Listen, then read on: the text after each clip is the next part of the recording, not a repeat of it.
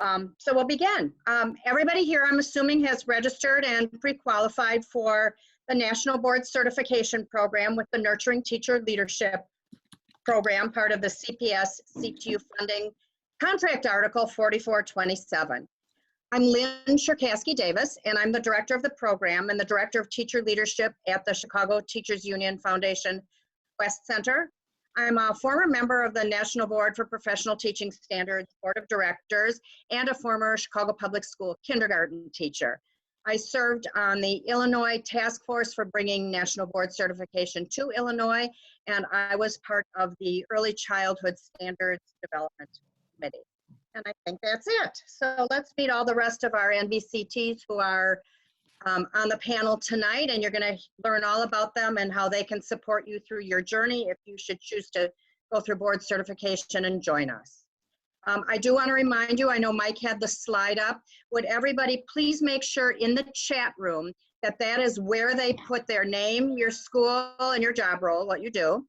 And that is the only thing that goes in the chat room tonight. So if you have any questions, please use the Q&A feature. And one of my colleagues, Gloria, who will introduce herself to you in a few minutes, she'll be addressing and answering all of the questions or farming them out to us, all of the questions that appear in the Q&A, but she will not be monitoring the chat room. So if you have anything you want us to address or something isn't clear, please put it in the Q&A and we will make sure to either get back to you tonight through Gloria or one of our presentations or at the end when we pick questions, or we will make sure that in writing, and you all have my email address, we will make sure that we clarify everything and answer everything you need to know after tonight. But do make sure you put all of them in the Q&A feature at the bottom of your screen. Thank you. So that's me. Next, Mike. Hello, welcome. My name is Mike Moriarty. I'm a mathematics, adolescence, and young adulthood certified, National Board certified teacher going on year 9. Still going through the renewal process. I work for the Chicago Teachers Union Foundation Quest Center, and I just do a little bit of everything. So if you have any questions in social media, please reach out to me. If you have any questions on website, information, any of our programs. So please just note that for today, Lynn really covered the protocol really well. Just note that everything's going to be on a web page for all the documents for you to receive, and the recording of this webinar will be posted, and it'll probably be posted sometime mid tomorrow, depending on how long it takes to process. But I'm really happy to see a big crowd here tonight, and just know that we're here to support you. Thank you. Hi, I'm Gloria Hemlin-Jones. I am an MBCT in early adolescent to young adult English as a new language. I've renewed my certification. I retired from CPS, and now I work as the coordinator of nurturing teacher leadership at the Chicago Teachers Union Foundation, assisting Lynn and with Mike and Michelle, who we meet in a minute. I also facilitate the renewal program, and I facilitate the English as a new language candidate group that's going through National Board right now. So tonight I'll be monitoring the Q&A and answering things as well as I can, as fast as I can. And if you have questions that we don't answer, we will answer them either tonight or tomorrow, probably tomorrow. And if you have any other questions, make sure you write to me or to Lynn. Our email addresses will be at the end of the PowerPoint. Thank you. Hi, good evening. My name is Adam Laredo. I am an NTL ELA-EA, which is English Language Arts Early Adolescent. I teach middle school at Hamilton Elementary. In addition to that role, I am also one of several mentors for the ELA cohort. In addition to that, I'm also a delegate at my school as well. Hi, Cheryl Bond, School Counseling, George Washington High School, NTL 10. I renewed last year. It was a great process. Gloria was my mentor, and because I went through NTL. I am now a mentor. My name is Michelle Greenfield Sleva. I work with Lynn and Gloria at the CTUF offices. I'm the assistant coordinator for the National Board program. I also mentor a science cohort and help with renewal mentoring as well. I'm looking forward to meeting lots of you soon.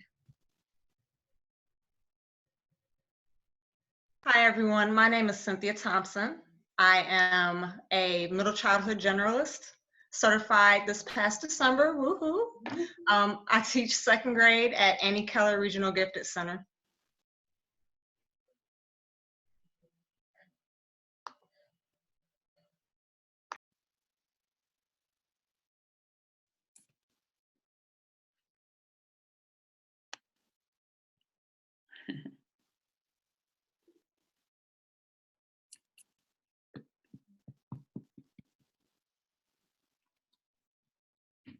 Lynn, can we hear you?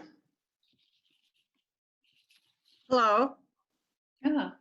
Oh, I All thought right. we finished all this and we're ready to go on. We're gonna see a video that's a little bit about National Board, something you're excited to hear. And Mike, in the background, I'm going to send you an important email. So if you would take a look at it, that would be great. Okay. Okay, while we're watching the video, go ahead. Thank you. How can I reach the needs of each of my students? Am I making a positive impact? How can I be recognized? As an accomplished and highly effective educator? How can I grow as a professional? The mission of the National Board is to elevate the teaching profession so we can increase student learning and help our students reach their full potential in their future. I would explain National Board certification as a very intense focus on what are you doing, how are you doing it, and why do you do it that way? Being board certified has opened so many doors. It is so invigorating to be called upon to lead, to have your voice heard. I started kind of like blossoming, coming out of my shell.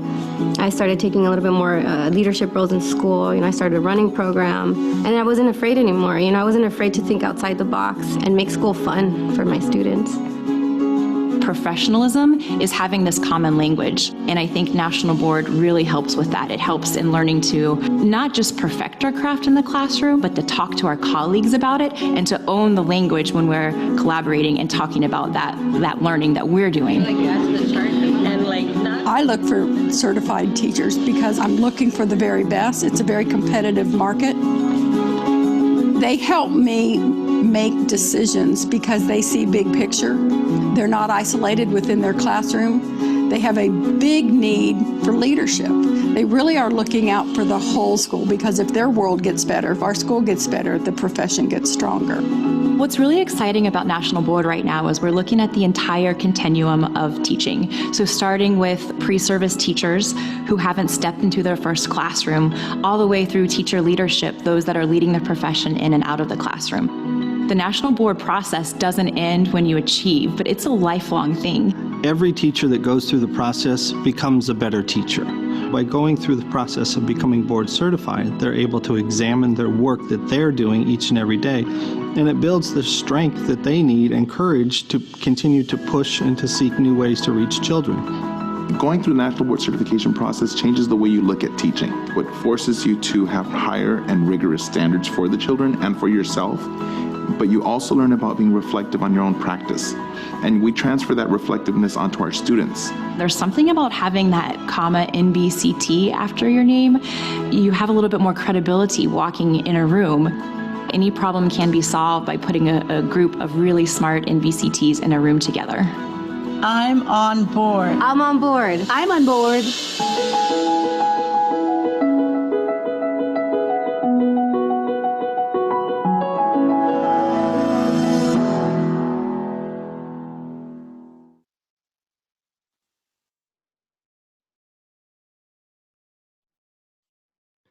All right.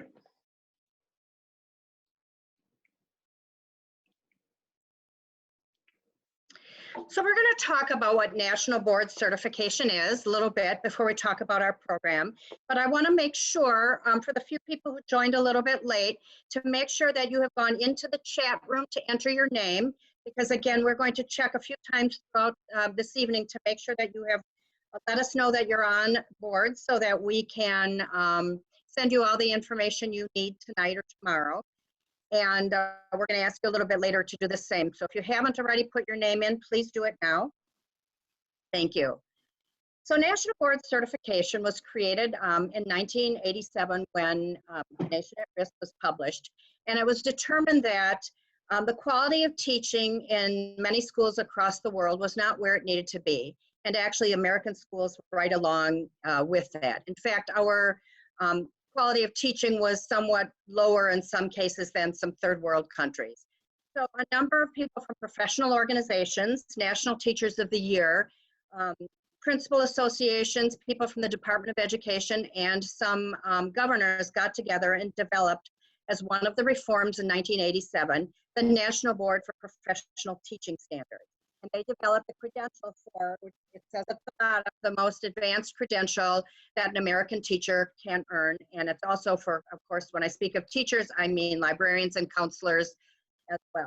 And it is, we're going to learn a little bit more about it on the next slide.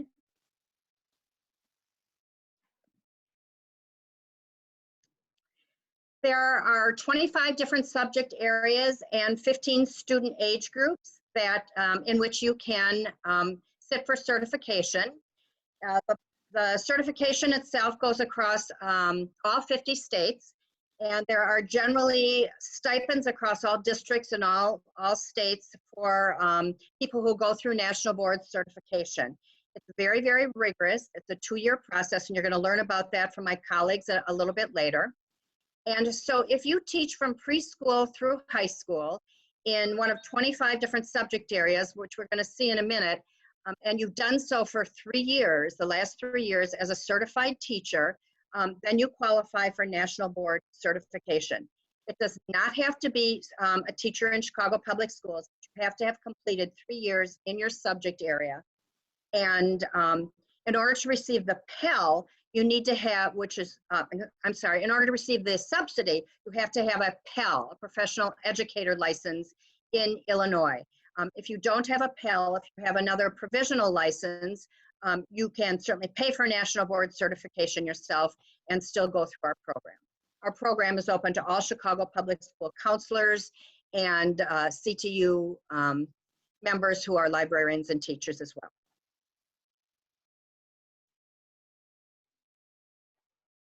So if you look at this document, we're going to send it to you tomorrow because we're not going to go into it in depth.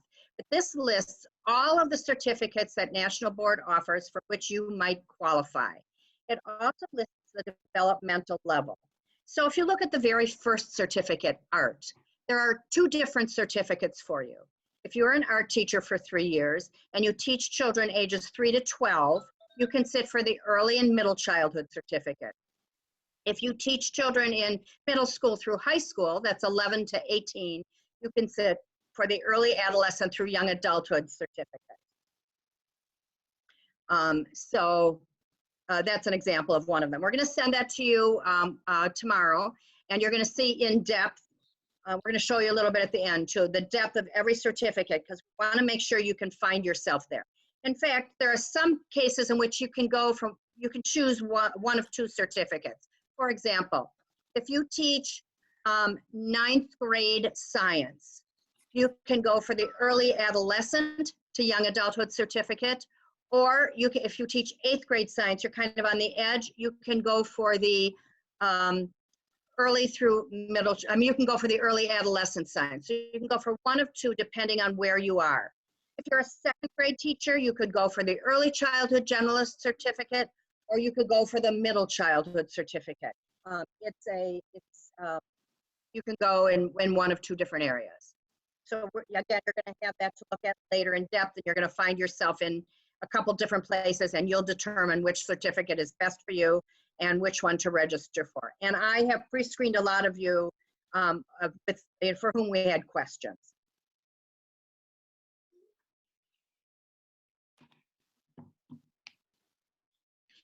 So the mission of National Board, as you can see, is about maintaining high and rigorous standards for what accomplished teachers should know and be able to do. It's to develop standards and assessment processes by which to certify you.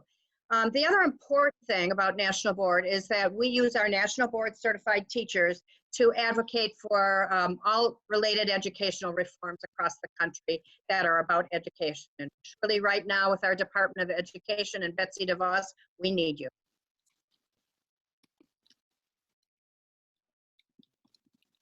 So let's listen to this for a minute.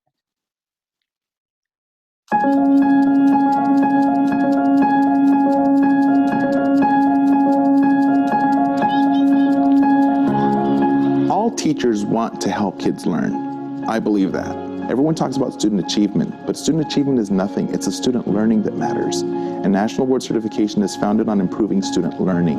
And I think that that's a big shift. As a board certified teacher, I know that no matter what mandates come at me from the district, my priority is to be a child advocate and say what is best for children. If those mandates meet that, then I'll pursue them. If they don't, then I will question, how are these mandates helping our children to learn? And newer teachers might not know that they can question mandates. They might not realize that we are the child advocates. Children don't have a voice. We have to speak for them. And as a board certified teacher, you realize that we have to speak up for these kids and do what's best for them. If you start asking yourself, how does this help students learn every time you do something, it changes the way you teach, and it changes the way that the children respect you and respond to you. I believe that children who have a board certified teacher will have a teacher who has empowered them and inspired them to achieve whatever potential, whatever goals it is that they have for themselves. The board certified teacher individualizes instruction to meet every student's needs. And in that way, the child feels valued. And when those children feel valued, they feel like that teacher is teaching me. When every child feels that, then every child is empowered to really blossom and reach their goals. And I think that's the difference a board certified teacher can make.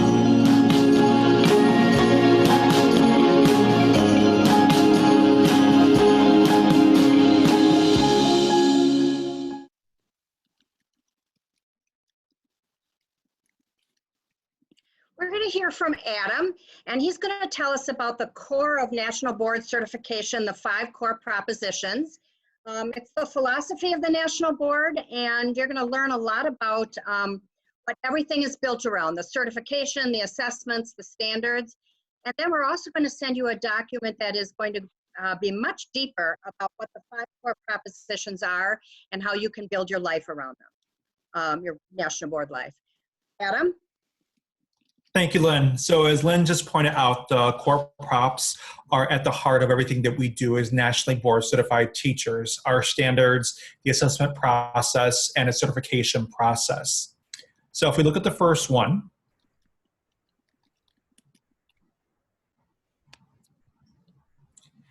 you'll see that we have all 5 here, and we're going to start with the first one. Teachers are committed to students and their learning. So at the heart of this, we can hear and we can see that it's knowledge of students. As accomplished educators, we begin to gather this knowledge before the first day. And we all know that we accomplish these discussions and meetings not only with our students, but also with colleagues and families.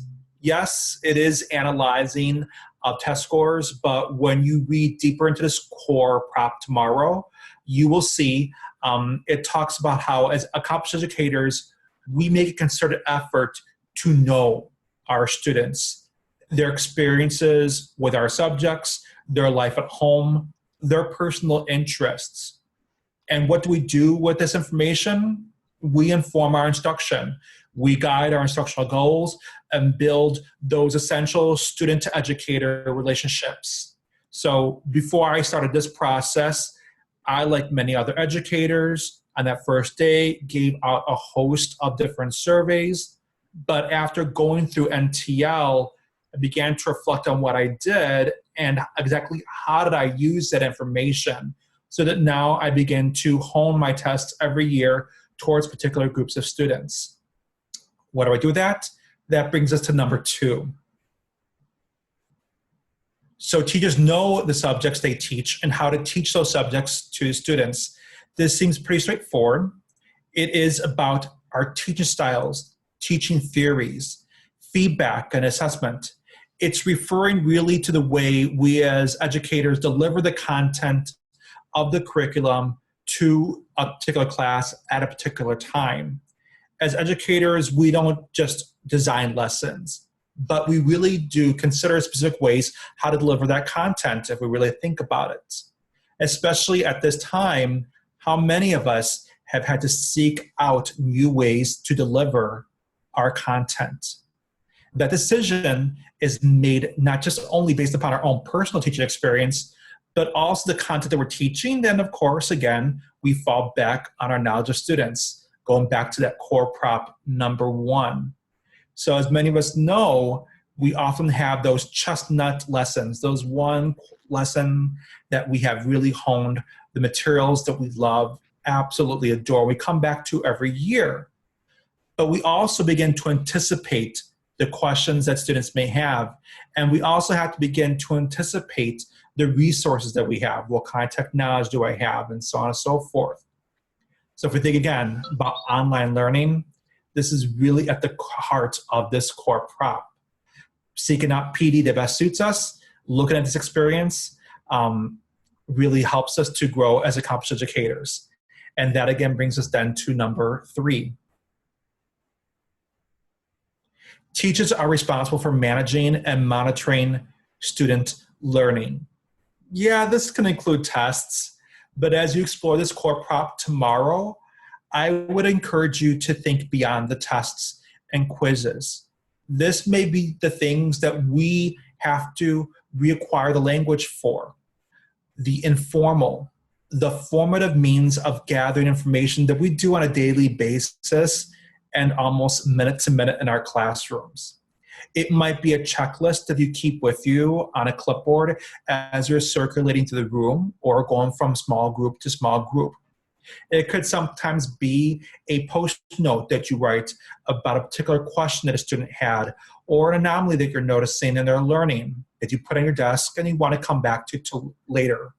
It might be a note that you write yourself on a dry erase board to clarify something, a misunderstanding. It might be something as simple as asking every student to raise their hand if they need more time or if they understand a concept. Often in Reach, we're approached with the question, how do we know this is rigorous enough? Really for me, NTL compelled me to begin a process of continual reflection.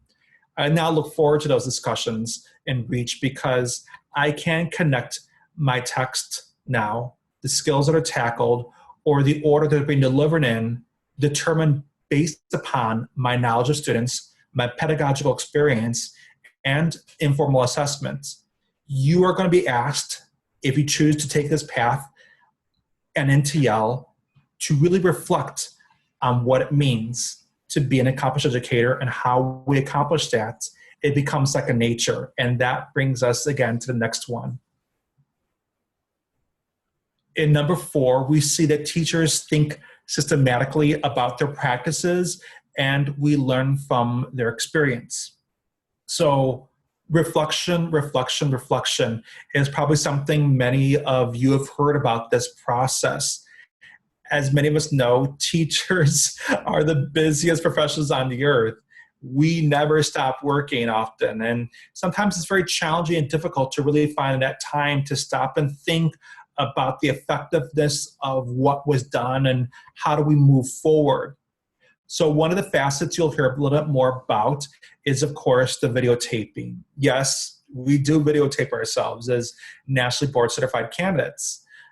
We then begin to examine those videos to really discuss and reflect, what are we doing, how are we doing it, and exactly why are we doing it. It's one of the highlights of this process, and one of the reasons, many reasons, that I was drawn to this particular program was the NTL cohort model really allows that time for personal reflection and to share my reflections with others and to bounce ideas that I have off of my like-minded colleagues. Having seen the cohort model now from the mentor and mentee side, I can honestly say this is a very powerful process and has really grown my craft now as I enter my 20th year of teaching. Now, we're thinking about groups. That brings us then to number 5, which is teachers are members of learning communities. If I could actually see all of you and ask you this question, I'm sure that many of you are members of your professional personal leadership committees, your instructional learning teams, as well as a host of other acronymic teams. And yeah, these are essential facets to being an accomplished educator. But again, the MBCT cohort model really pairs you with other individuals in your particular certificate area. So for me, I'm with other English language arts teachers and like-minded individuals who really want to go down this path of collaboration, sharing, and ultimately really forming friends and colleagues for the rest of your career. As I close out and you begin to really think about whether or not this path is for you, I would say good luck on it. And really, if you have any questions, we're more than happy to answer them for you. And thank you for your time. And I look forward to exploring those core props tomorrow more. And I think it's back to you, Lynn. Thank you very much. As you look at these 5 core propositions, you can also see how they tie into reach and how I'm thinking particularly of number 2, that is teachers know their content and how to teach it. Well, that's content and pedagogy, and that's teaching and learning. So you can see learning environment, you can see instruction. So you see how everything we do will tie into your reach evaluation. So you've met Michelle a little bit earlier, and now she's going to talk about the very specific components and the timeline for National Board. She's going to touch a little brief bit on how we've managed to adjust because of COVID-19 and doing virtual teaching this year, and what it might have to look like in the beginning of next year. But she's going to give an overall picture, and I want you to listen carefully for the amount of commitment and time that you're going to have to put into the National Board process for these 4 components. Michelle? Thanks, Lynn. Okay, the 4 components of National Board really work together to showcase you and to showcase your knowledge of your content, your pedagogy, and your ability to reflect and adapt as an educator. There is no time where we have had to reflect and adapt more than we are right now. And I know even me, who I'm not in the classroom currently, but when I am with my science cohort, it has been a challenge to figure out, oh, I think I lost the screen. Oh, yeah, can we go back to the other screen? No, it's me. I thought I was gone. I'm still here. Oh, you're doing good. I can't see you. Okay. I don't know what happened, but I can't see you guys anymore. That's okay. Okay, and we need the screen with the... No, it's me. It's on my end, Lynn. I'm not sure what happened, but as long as you can hear me, I'm going to keep going. Okay, but we need the screen that has the entries on it, the components. Okay. Yay, thank you. All right. So again, as we have gone through moving our cohort, my science cohort, we have moved to complete virtual, and it has gone much better than I ever thought it would. We are having very productive meetings, and we are working just as hard as we were when we were in person. So don't let that scare you. If you are ready to embark on this journey, we can do it virtually. We are doing a really great job, and it has been a really helpful environment to have all of the teachers working together and supporting each other as they go through all the new challenges. Okay, so when you do embark on the National Board journey, it is divided up over 2 years. So the first 2 years of your candidacy, you will be working on components 2 and components 4. Component 2 is going to be all about differentiation. So when you work on component 2, it is going to look a little different for all of the different cohorts. For example, if you are a math, let me start. I'm sorry. It's very distracting for me to not see myself anymore. Okay.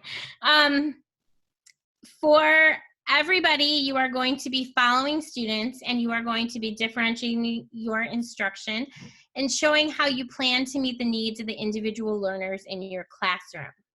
It looks a little different depending on your certificate area.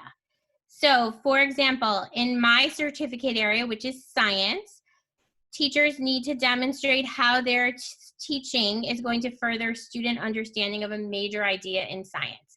They will follow 2 students and submit work samples for the students throughout the course of a unit of instruction. If you are a math teacher, you will be doing the same thing, except you'll be focusing on a major idea in math. If you are an art teacher, you will also be following students, but you will be showcasing their growth in art through photographs. If you are an exceptional needs specialist, you will only follow 1 student rather than 2. So it's somewhere between 1 and 3. And you will be focusing on their growth over an instructional unit. If you are a music teacher, you'll be doing the same thing, except you will actually be videotaping your students and showing how they have grown over a course of time. So it looks a little different, but the concept is the same. How do you differentiate and how do you plan to meet the needs of your individual students? The second component we will work on next year is component 4. Now, component 4 is unique in that it looks the same for everyone, no matter what certificate area you are. So component 4 does 2 things. It showcases your effectiveness in the classroom in 2 ways. 1, through your assessment practices. Can you use assessment to help your students learn and grow? And your professional growth. So can you participate in the community? Are you a member of professional organizations? Do you work to help your students and other students within your community learn and grow? So component 4 starts with needs. It starts with what do your students need to grow, and then what do you need to do to grow? Sometimes those needs are the same, and sometimes they are not. So for example, in science, you might say, if you're a high school science teacher, you might say that your students need work on data analysis. They can make the graphs, but they struggle to actually analyze the information within them. And as a teacher, that might be an area that you struggle with too, because you are struggling with teaching them how to properly analyze data. Or it might not be that at all. Your need as a teacher might be different discussion strategies to involve your students in class. So that is individual. But that is component 4. It is all about data, getting to know your students, and finding out what they need to do to succeed. So that would be the first year of your candidacy. The second year of your candidacy, you will be working on component 3 and component 1. So with component 3, that is National Board's window into your classroom, right? This is the one chance for almost every certificate area, minus music, who we do see a little bit in component 2. This is a chance where you get to show National Board you in the classroom. And this is a video component. So you will have to submit 2 videos of yourself in 2 different teaching situations. Those teaching situations might be large group and small group. But if you are a counselor, it might be a one-on-one video, one of them with one student. So there are different ways that you do that, but you do have to showcase yourself in 2 different formats. And this is where you get to show an assessor your questioning techniques, your interactions with your students, and their interactions with you. What is the climate like in your classroom? That's very visible on a video like this. So you're showing them your classroom climate, and you are showcasing yourself as a teacher in the classroom. It's their way of visiting you. The 2 videos vary in length depending on your certificate area, so somewhere between 10 and 15 minutes each. And then, of course, you write and reflect and analyze on them. And then the last thing you will be doing in your second year is component 1. So component 1 is a chance for you to show your content knowledge and your assessment knowledge. Every other part of the portfolio just focuses on the class you have in front of you at that time. So am I teaching 7th grade science? Am I teaching 1st grade? So if I'm teaching 1st grade, it's only about that 1st grade class. It's not about preschool. It's not about 2nd grade, only that class. In component 1, this is your assessment center, and this is an exam, and this is going to assess you on all of your knowledge. So for example, if you're a preschool or if you're an early childhood teacher, then you're going to need to know 3-year-old play, 4-year-old emergent literacy, no matter what you teach. So all the content in your certificate. So I saw some questions popping up in the chat. Which certificate area should I go to? Should I take this one or this one? I'm right in the middle. Well, here's where you know. Where's your content knowledge lay? If I am a middle school teacher and I teach 8th grade, am I going to be able to choose 8th grade biology? And am I going to be able to do well on the test going all the way through AP biology? Because that's what that test is going to cover. And the Assessment Center exam is divided up into, 4 components. The first component is the selected response items.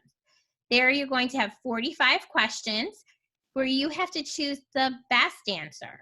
So best is key, meaning that there is more than one right answer there. So you have to choose the most right answer. That is where your content knowledge, that is strictly about your certificate area knowledge and what you know. And then you will have 3 constructed response questions. For constructed response, that is where you are going to have to apply your knowledge of your content to different scenarios involving pedagogy and teaching. So how would you apply what you know about this to help your student understand this or learn this? What do they have to know in order to know this topic? What would you do if you saw this student work sample? What would that tell you about what the student knows, doesn't know? What is the plan for them? That's the type of questions that you have in the essay section. And generally, this exam takes place in mid-June. All of our mid-June assessment centers were just canceled, so we are rescheduling our people now as we can. But this is the last thing you do in your second year. All right, back to Lynn. Thank you, Michelle. I can also see where these entries all fit into REACH as well. And I'm glad that you took it upon yourself to talk about what we've done with COVID and how we've changed and right now managed to reschedule all of the assessment centers and so forth. So I greatly appreciate that. Thank you, Michelle. I want to remind people, if you have not signed into the chat room to let us know that you're here, please do that now. But don't put any questions in there. Just in the chat room, just indicate that you are here. And if you have any questions, please put them in the Q&A so that Gloria is sure to get them and she will respond to you. One person said they just texted me that they think they signed into the chat room and they aren't 100% sure. So Crystal, just put a note in the Q&A to send Gloria, and she'll make sure that we know that you're here, okay? Also, I want to apologize for a little bit of our system. I know some people got confused. There was and I'm getting some emails about it. There was an email, an auto-generated email from our system that referred to last month's recruitment meeting. So if it confused you, I apologize for that. I didn't change the date in it, and it wasn't supposed to go out and automatically did. So I apologize for that. And I want to make sure that all of you, got our confirmation. We sent it to your personal email that you included in your registration. So well, I guess if you didn't, you wouldn't be listening to me. So I want to thank you for putting up with us. We've had lots of advancement in technology since COVID-19, and if we goofed up on that one, I apologize. So make sure you've signed in to indicate that you're here for tonight. Put your job role as well. So let me tell you about our program, the CPS CTU program to support National Board Certification. It's called Nurturing Teacher Leadership. And it is a partnership. It's part of Article 4427 in your contract. It's totally funded by the Chicago Public Schools. And I'm going to tell you what it looks like right now. So we'll go on to the next slide. So our mission, very similar to that of the National Board for Professional Teaching Standards, since we're a support provider, is to improve student learning by enhancing the quality of your teaching. We also believe it's important to nurture you as teacher leaders from the classroom so that you don't have to leave the classroom to be an administrator, to be a leader. That's very important to us, hence our name, Nurturing Teacher Leadership. And it is really, if you'll notice, it's only the third part of our mission to get you certified by the National Board for Professional Teaching Standards. And yet we're great at doing it. So the national average for people going through National Board certification on their own without any support is around, I think, maybe 30 to 40%. And for people who go through other support programs across the country, there are others. There are some virtual programs in the state. And years ago, there used to be one from the Chicago Public Schools. That success rate is between 40 and 50%. So if we were in our normal recruitment meetings, well, I guess this is our normal now, but in our previous recruitment meetings in person, where we'd get to talk to you about what certificate you should go for and what your history is and what you're most comfortable with, and have more of a conversation where we could speak to you, we'd be asking you to guess what our grade is. And I can give you a hint that it is the third highest in the country.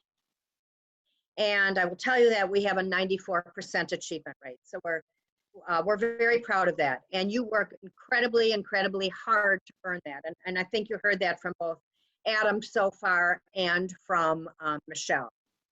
So our fourth part of our mission is also, like the National Board, it's about advancing school reform initiatives at the district, the state, and the national levels.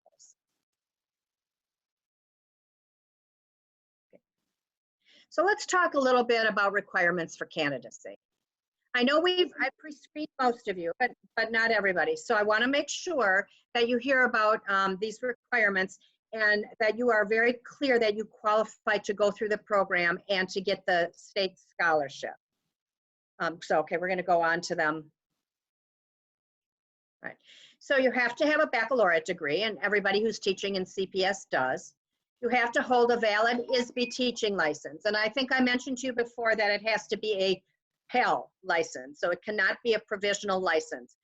If you have a provisional license and you're allowed to teach in the state and in the city, then you can go through National Board, but you will not get the state scholarship from ISB. You will have to pay the full fee yourself. So I just want to make sure people are clear about that. If you're going for the world language certificate and you teach Spanish or you teach French and you've done so for 3 years, you also have to take the ACTFL exam. And as you can see there, you have to have a score of advanced low or higher. And you have to send that as part of your application process to Nurturing Teacher Leadership. We need to see your scores. You also need to be a PAT or a tenured teacher. That means you cannot be a substitute, a cadre substitute, or a TAT, which is a temporary certified teacher, because you could lose your jobs, you know, when the person on the maternity leave comes back, or when it's filled by a certified teacher. So we want to make sure that you know that. And I know that we did ask that in the registration form, and some people wrote back and said, I'm not sure what I am. I'm like within my 3rd year, and I want to make sure that I qualify that I'm a PAT. So can you go back one slide, Mike? So we want to make sure that you know the 3 years of teaching are the most consecutive, the most recent 3 years in teaching, and they need to be in your certificate area. Now that doesn't mean they need to be at the grade you're teaching. Like if you're kindergarten, it doesn't have to be 3 years of teaching kindergarten. It can be teaching any grade that serves children ages 3 through 8. So we just want to make sure you know that it's in your area. So if you teach chemistry this year, it's okay if you taught biology last year, as long as it is in your certificate area. In other words, the teaching of science for the last 3 years. Thanks, Mike. So the other requirements are that you be a member of the Chicago Teachers Union. And if you are not, we will make sure to link you to where it is that you can register to become a Chicago Teachers Union member. You're also going to have to complete a profile of professional practice. And we're going to give that to you. We're going to go over that with you at the end of the meeting for those people who are interested in National Board certification. And you're going to send it back to us, I believe, by June 13th. It is a document about you as a teacher and what your practice looks like in many different areas. We'll go into detail about that in a little bit. And your profile will take you, we figure, about 20-some hours to complete. But because you're here tonight with us for the 2.5 hours that we're here, and because you're doing the 20 hours of what it requires to complete this profile, and then when you get it back from us about 3 weeks later, we're going to ask you to revise it. We're going to show you what that looks like in a minute. And because you're doing that, we figure that'll be another 5 hours. We're going to give you 30 ISB PD hours. So for the fact that you're here tonight, for the fact that you're going to be completing the profile and the required revisions, which will help set you up for success for National Board certification, we will award you 30 ISB PD hours. You can see that the date of the profile is June 13th. So you have about 3.5 weeks. It's all electronic. We're going to go through it at the end of the evening with you. And so you can see it's the profile that's required. It's being here tonight. It's being a member of Chicago Teachers Union. And it's also that you agree that you're going to attend both summer institutes. Cheryl's going to talk a little bit about that in a minute. Currently, we are scheduled for 7 days, the first 2 weeks in August, for Summer Institute. We are probably going to have to figure out what that's going to look like virtually, but we still want to make sure you keep those dates free, and that is August 3rd through the 6th and the 10th through the 12th. And we will keep you apprised of what it changes, what it looks like, what we're going to do virtually, what we're going to do in person if we can. Some of it will be as a whole group, some might be with mentors and in your cohorts, and our recruitment team and our mentoring team will all practice and provide what that looks like for you. So again, you will earn 30 ISB PD hours simply for doing the profile, but you'll get another 45 ISB PD hours for attending this year's Summer Institute. And later we'll talk about the graduate credits you can get for it and the lane placement credit you can get as well. We're going to talk about that a little bit further on in the presentation. Okay, candidate support. I think you heard a little bit about it from Cheryl before. You heard a little bit from Adam, and I mean, not from Cheryl, I'm sorry, from Michelle, and we're going to hear a little bit more about it now. Can we do the next slide? Great. So the first thing is the profile that you're going to submit to us, and you're going to see kind of what it looks like. The beginning part of the profile, there's 4 components to it. And the beginning of the writing part, we give you very specific guidelines about questions and margins. And you can see that After you turn it in, you're going to get back comments. You're going to get them in 2 different ways. You see right there, it's track changes. We ask you to keep the right 2.5-inch margin available for us, and we put all kinds of track changes. I think this was a question about the 5 core propositions and how it currently aligns to your practice. And then we write all kinds of questions for you. And this is a mirror, so you know what the next 2 years look like, because you're going to be turning in between classes, you're going to be turning in entries to us or components of the portfolio, and we're going to send them back 4 days later with all kinds of questions and things for you to edit and revise, and you're going to send it back to us in 4 days with your updates. And that's how your next 2 years are going to go. So we're kind of setting you up for what it will look like and letting you know the rigor. So we're doing all that as part of the profile process.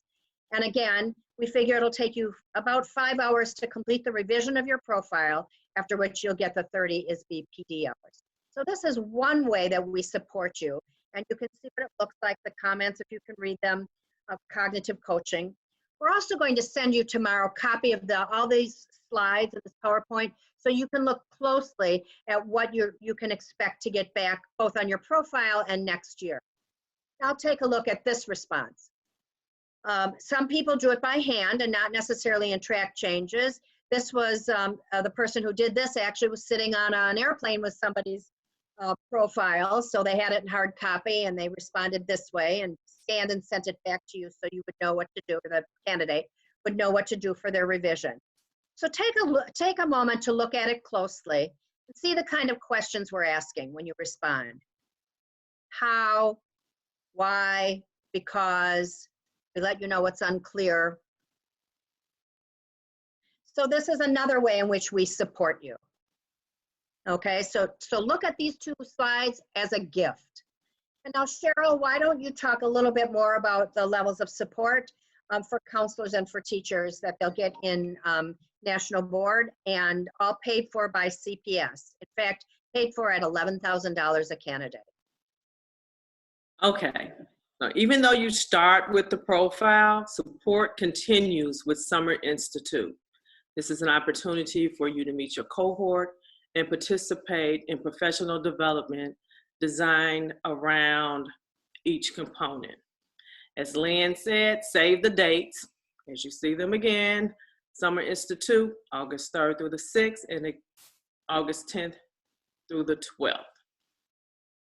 All right, so Michelle talked about components, all of the components, and dang, I forgot where I was about to say. And beginning with components 2 and 4 in 2020, and then again with components 1 and 3 in 2021. So looking at this slide, you can see the one in the corner, upper right-hand corner, that is Summer Institute. And Summer Institute is intense, and you will be overwhelmed.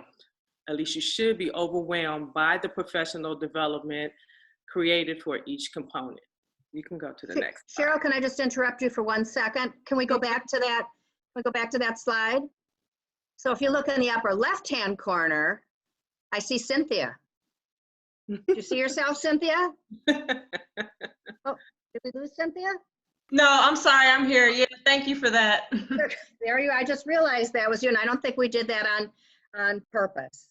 So Cheryl, go ahead. Okay. I know you're going to recognize people in the bottom right-hand corner too. Mm-hmm. Okay, so as you can see, like I said, Summer Institute is intense, but completing the profile is the first step in designing professional development to meet your needs. There are other forms of support, like external mentoring, certificate area study groups, and assessment center simulations. But first off, you need to know that we will meet on Thursdays. And so not every Thursday. When we meet on Saturdays, then we don't meet on Thursdays. But you will meet on Thursdays, and then 1 or 2 Saturdays a month.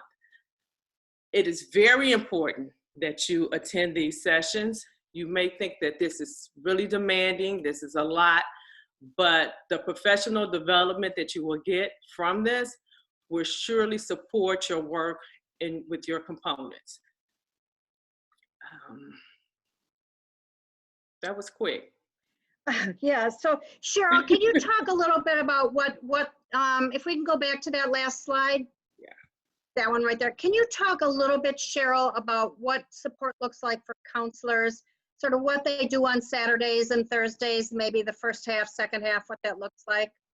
So for counselors, I would like to say this. We get caught up with a lot of mandates from the district. And so a lot of times we think that the work that we're doing is really national board work, but it's not.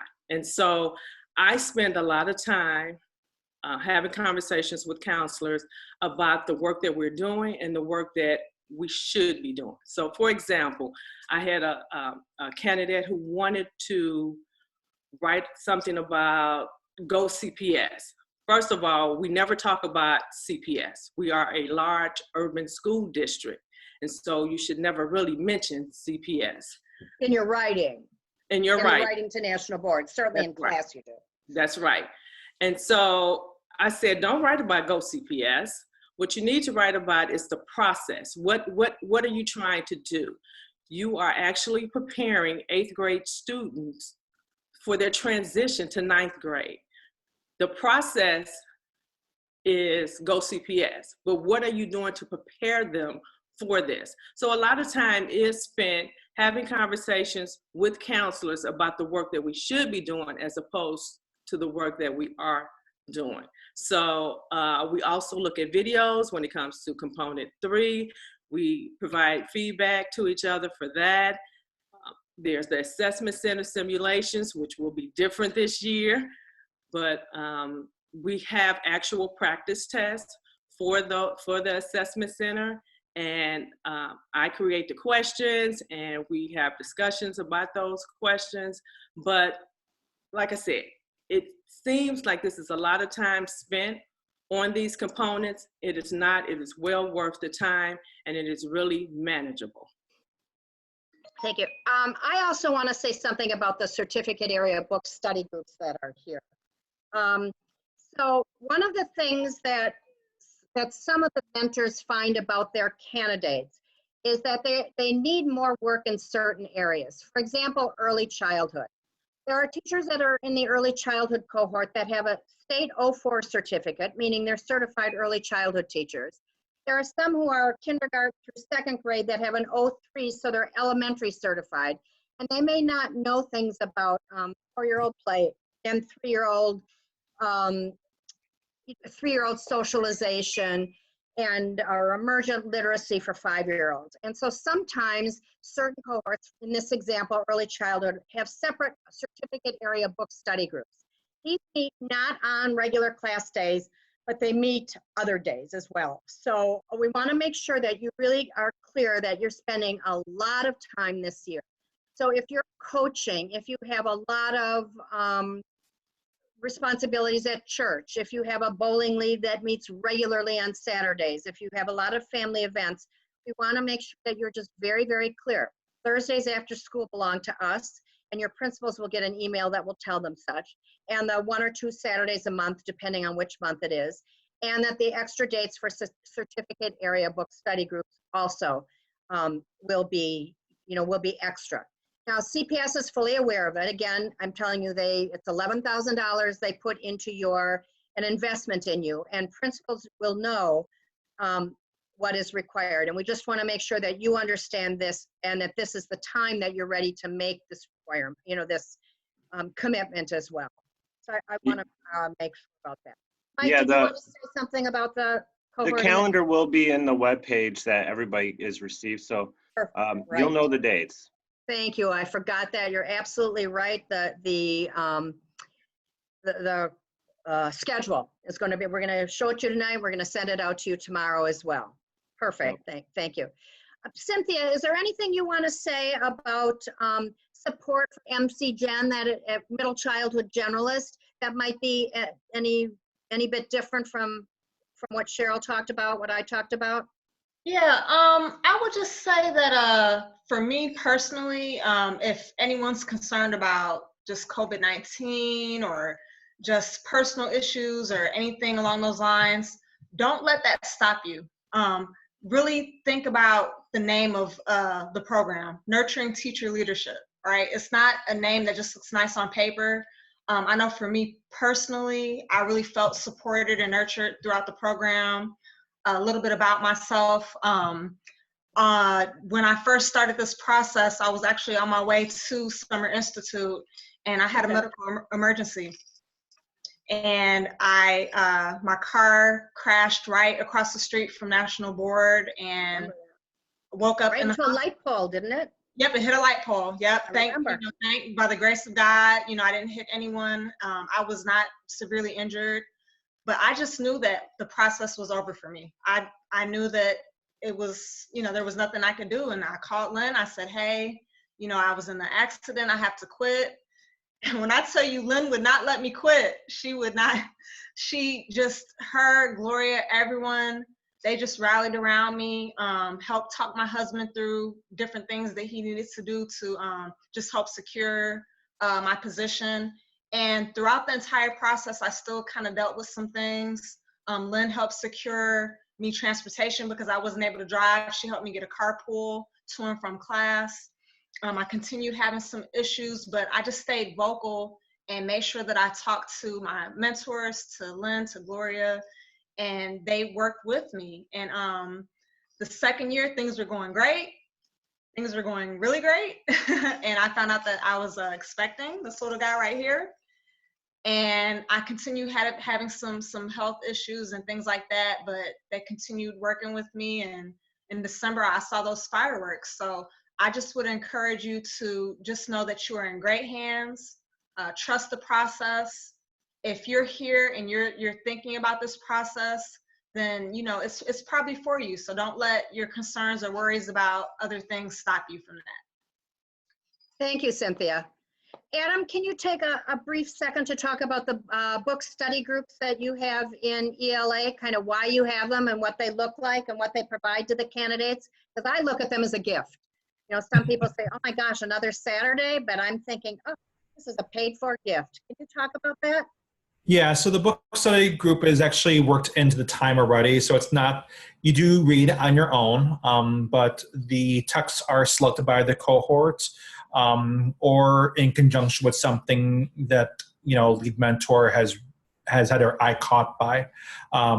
We focus on 2 texts this year. One focused on reading strategies, and the other one really a transformative text about a different style and manner of teaching writing. This is my 20th year of teaching, and I was really intrigued by this text personally. So just goes to show that you're constantly improving and building on your craft, even on the other side of the table. But it's really a practice with a couple different purposes. To reacquire the language that we learned as undergrads and also in grad school, really to refamiliarize ourselves with the language of what was the strategy called, but then also how do we integrate that into our own practice and our own craft, which you see in each of the components. It's really powerful, and it's also a wonderful way to really reflect on what you're doing. Thank you. So now let's talk about the good stuff, the incentives, other than the learning, which is really the good stuff. So the National Board certification is in your contract, and you will get a $2,217 pensionable stipend the very first year that you certify. And then each year thereafter, it will go up with whatever percentage the contract goes up. So right now the contract is going up 3% each year, but shortly it will go up 3.5%, and then so that will be increased to almost, I think, it's $2,900 by the end of this contract. And then there will be it will always be in the next contract. Generally, nothing that is awarded is taken away. So we're excited about that. You also get the National Board endorsement on your Illinois license.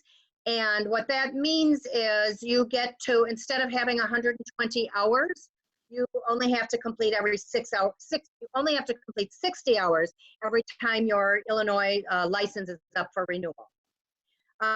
Also, going through our program, you earn 210 ISB PD hours, even though you don't need that many. But depending on where you are in your cycle, if your cycle ends between the first and second year, you can use some of them in the first year to complete your 120 hours, and some in the second year to complete your 120 hours, because it won't be 60 hours until you achieve. So the other thing you can do is you can earn 15 credit hours toward lane placement. So this is the time when we usually talk with the people in our recruitment meeting about what lane you're on. If you're on lane 2, you have a master's degree, we help you figure out what you need to do to get to lane 5, unless you're already there, how to get to lane 3, to lane 4, to lane 5. If you're on lane 1, which means you don't have a master's degree, we would be talking individually with you about how you get that master's degree, how you can do it through us, and then move up on the pay scale. So we're going to explain it right now, not in a huge amount of depth, because there's almost 100 people on and you're all in different places. So I'm going to ask you to send questions to Gloria in the Q&A, not in the chat room.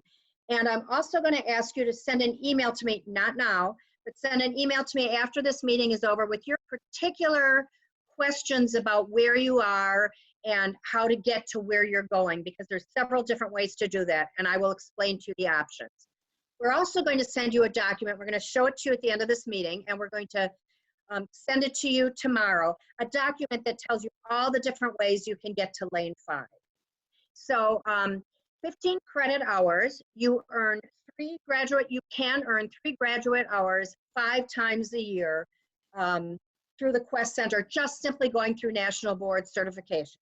And that means you pay to the Quest Center $50 5 times a year, and you get these credit hours for attending class and for doing all the work, as long as you're not turning in work late and so forth. You can also earn 36 graduate hours. We're currently working with St. Francis University and with Roosevelt University, and they offer 18 graduate hours apiece. They offer 6 classes, and if you see I'm putting it in quote marks, 6 classes that each are 3 hours. It's just simply for going through National Board. You don't do anything extra. Actually, for St. Francis, you send your final products each of the courses, the final product that you do for us with National Board, you send to them for verification.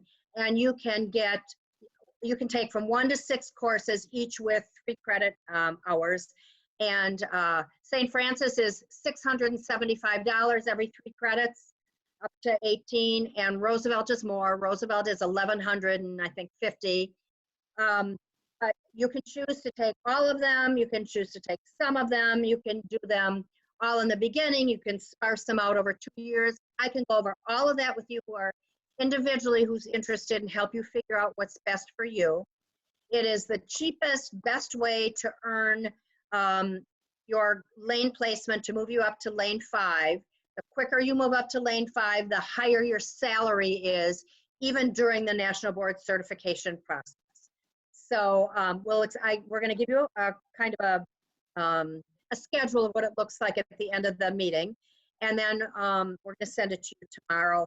And again, like I said, you all have my email address, and you're going to contact me and I'll help you figure it out. Let's go on to some other incentives. Okay, so the master's degree is optional. It's a master's in teaching and learning, and the master's degree is offered through St. Francis University. So going through National Board with us counts for the first 6 courses of the requirement for their master's. So it's just called National Board Certification Prep 1, 2, 3, 4, 5, 6. Then when you leave us, and you leave us in June of, in 2 years from now, then you take all online with St. Francis University, 3 credit courses and 3 1-credit course, and you have, by the end of the summer after you leave us, you will have your master's degree. Then if you have taken all of the CPS lane placement credits and the Roosevelt credits with us, they will all be in a bank, and so you immediately will get your master's degree, but you won't stop at lane 2 with CPS. You will automatically go up to lane 4 or 5, depending on how many credits you have taken in with Roosevelt or with us for the lane placement, and automatically you'll go up again on the pay scale. So even though you're paying something for it, you get so much more in return, not only with the incentive stipend that you get, but with the fact that you're up on the pay scale. You move up on the pay scale while you're going through national board. So again, I'm not going to explain much more about that now because some of you don't need it, and it's kind of confusing not knowing. Everybody's on different options, but we'll talk about that later. The biggest incentive for me is the collegial support and the work with your cohort of your colleagues. There's a pinning ceremony and a celebration for you, and that is in conjunction with CPS. I think one of the pictures we showed you was President of the union, Jesse Sharkey, and Janice Jackson, the CEO of CPS. I think they were handing, either they were pinning one of the new National Board Certified Teachers or handing something to them, probably a board resolution or a certificate. Also, the president of the national board comes in and some of the board members, and it's really cool. It's a cool celebration. We've had to change what it looks like during COVID, but you know, by the time you board certify, that will be behind us. Another good incentive, I think, is the opportunity to mentor new candidates upon achievement, and those are paid positions. We do ask for sometimes some donation of labor to the Chicago Teachers Union or the Board of Education. It might be writing to your legislator to help with, you know, maybe budget issues. It might be serving on a committee. It might be, you know, speaking at a panel. So we do ask you to donate your expertise when you become a National Board Certified Teacher. Cynthia's doing it right now. It might also be about, we might ask you to write an article or something for our Mike sends out some exciting newsletters. It might be for that, or it might be for our newspaper. So, so that's what some of the incentives are. So let me just ask you, Michelle, or Cynthia, Adam, Mike, what were some of the incentives for you? Why did you do this? And what did you gain out of National Board Certification? And let's say, other than the money. And you're muted, so unmute yourselves if you want to contribute. So for me personally, it made me see science teaching in a totally different light. So it made me a much better teacher. I was able to be much more reflective. I learned to be a more effective communicator and to be more brief. It also gave me a lot of leadership opportunities that I would not have had if I wasn't National Board Certified. Yeah, I second that, Michelle. For myself, my school was turned around. Every teacher lost their job when I was at Bowen High School. I think the fact that I was in candidacy for National Board really got me into working at Morgan Park High School, which was a great thing because I had a 2-week-old daughter who's now 9. Happening at that same time and going through candidacy, so it really helped out with job security. But also once I achieved National Board Certification, you know, the opportunities of that Michelle was just saying came in so many different ways. I was able to help out many different groups on implementation for the IFT, the AFT, what other acronyms? So many different groups of people, different groups like the CTU, Teach Plus, and so it was able to connect a lot of different opportunities that I probably would not have had if I wasn't National Board Certified. And I would say, just to piggyback, for me, I think one of the benefits was just definitely, I noticed as soon as I put that I was in the program to work towards certification, when I began looking for other positions, that was really nice to have on my resume. And I think it really helped me get some interviews that I had gotten. And when I was actually in the interview process, I was able to better articulate my ability to provide instruction and better articulate my ability to teach students and differentiate instruction. And I just had a little bit more of the knowledge to put forth in the interview process, which I think helped me as I moved throughout my career.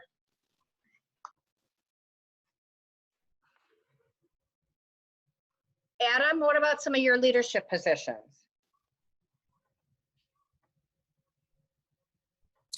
Well, just to echo what everybody else said, is that once you put in your resume, you're definitely tapped for more leadership roles. This past year, I was on the contract negotiating team. In addition to that, I was also sought out to begin to help design some of the new curriculum that's going to be surrounding the LGBTQ plus history mandate that's approaching us in the coming years. In addition to that, I think too, if you think about it really, many of the individuals or teachers, the educators in your buildings, they tend to be the ones who are nationally board certified, whose voices are heard the most. When they speak in a meeting, a lot of times those are the teachers that other teachers will look towards. So this was definitely something that was on my horizon and was something that was best suited towards my particular needs. Thanks. I know that I do get calls from principals all the time, people I don't even know, and asking me for names of national board certified teachers to interview for jobs. So, you know, they want to do that first. It doesn't cost the school anything more. You know, if it costs you more sometimes if you're the higher up you are on the pay scale, but specifically for national board, it doesn't cost them more because the stipend doesn't come out of their school budgets. So I want to take a moment to remind you right now, you signed in at the beginning of the webinar, and we want you to sign in again now to indicate that you are that you're here. We're going to ask you to sign in again at the end of the meeting to make sure that we know that you are here for the whole meeting. If you have not been here for the beginning of the meeting, you will need to, we're going to send you a copy of the webinar. And before you complete the profile that we talked about before, you will need to make sure you view that so that you can qualify for the program. Nobody who hasn't gone through, you know, here can get the 30 CP hours that we want to give you. So we want to make sure that you will watch the webinar if you have not been a part of the beginning of it. So do make sure you are submitting your name right now that you have been here. Okay. Then I also just got an email from somebody about summer school for CPS. And I believe that they have extended the dates of it, but we're not entirely sure. And it may conflict with our summer institute. So we will figure that out for people who are in, if they are teaching summer school, but we just learned about that. So we will make sure to figure that out as we always do and be in contact with you. So I'm going to ask you something that isn't on the requirement of the profile you're going to get tonight, but if you should be teaching summer school, make sure that you indicate that on the profile that you submit to us, okay? So that we know. Now that doesn't mean that you have other commitments during Summer Institute. It can only be if you are teaching CPS Summer Institute, summer school, and then we of course would need verification from CPS that you are doing that. So we can make some other, or they can make some other arrangements for Summer Institute. Okay, just want to give people a chance to make sure they signed in again. Okay, if you have any questions, make sure to put them in the Q&A. Please don't send me an email because it's hard for me to get to that at the same time I'm talking to you. And do not put them in the chat room because that will not, we can't monitor that like we do the Q&A. So thank you. So let's talk about the costs for National Board certification. To go through the process, it is $1,900. The state will subsidize that for you through the National Board Resource Center. And we're going to give you some information about that in a little bit because you do have to apply for that. And so as long as you are 100% full-time teacher with a Pell, they will pay for it. And also if you have taught for 2 previous years to this year. It does not have to be in CPS, but it does need to be as a full-time teacher in your certificate area. They will pay for that. If you are have gone through National Board certification before, like with another program. I don't think anybody signed up ever went through with us because our people in our program have mostly achieved. But if you went through it on your own or virtually with the state, and they have paid for your subsidy once before, they will not pay again. So you will have to pay the $1,900 to the National Board for Professional Teaching Standards. So I just want to make sure that you're very clear about that. But there's no cost to you for the 2-year process going through it with us, other than the dinner that you're going to bring in when you come on Thursday nights, or the lunch you're going to bring on Saturdays, and that sort of thing. You know, any of those personal things, a printer ink at home and that sort of stuff. Can you go back? Thanks, Mike. So after you have decided that you are going to, that this is for you and you want to do that, we're going to talk a little bit about how you have to apply for the state scholarship. And you have only tomorrow, the 20th, and the Thursday, the 21st, to make that decision. The National Board scholarship window has closed, and I think there's about 3 or 4 of you who already did apply on your own. But their window had closed May 10th. They're holding it open just for us because we are having this recruitment meeting tonight. So if you decide you want to go through the process, you have to register for the scholarship tonight or tomorrow or the next day at the latest. And we're going to give you the link to that in a little bit, and we're going to send it to you tomorrow. But you might want to first look through the profile and say, oh, I can do this. It's great. I have the time. I want to do it. You may want to talk to your family first about the commitment. You may look at the profile and say, whoa, this isn't for me. I can't do this. How am I going to do certification? You'll make a decision on your own. You'll let us know, yes, I'm going to do it. Yes, I'm not, or no, I'm not going to do it. And that way you will either apply for the scholarship or you won't. But you do have to make that decision in tonight, tomorrow, or the following day. So we're going to give you the link and all that in a little bit. I have one more thing, if we can go back. Thank you. So I did say before, it costs you $11,000 per candidate, and CPS does pay for it. But I want to make sure that you're very clear that should you start out in the program and then you drop, you decide partway through, I can't do this anymore, or you leave CPS or whatever, you will be billed for whatever portion of that $11,000 CPS has paid, and they pay to us in quarters. So it could be a big chunk of change. So we want to make sure that if you are making this commitment and CPS is investing in you, and they're investing in you to stay the 2 years you go through the certification and 1 year after, that you can commit to those 3 years, and that you will, as Cynthia said, you'll fight through it. You won't throw in the towel, because we don't want you to have to pay that back. So we just want to make sure you're clear about that. The other date we want you to have in your mind, and it just also came out today, so it's not on this slide. So make a note of this, and however you're taking notes. But on June 2nd, the actual registration at the National Board for Professional Teaching Standards opens, where all candidates go to register as a candidate. You will pay an application fee of $75. That's all you pay. They're going to tell you the rest, the rest that you owe them is the $1,900.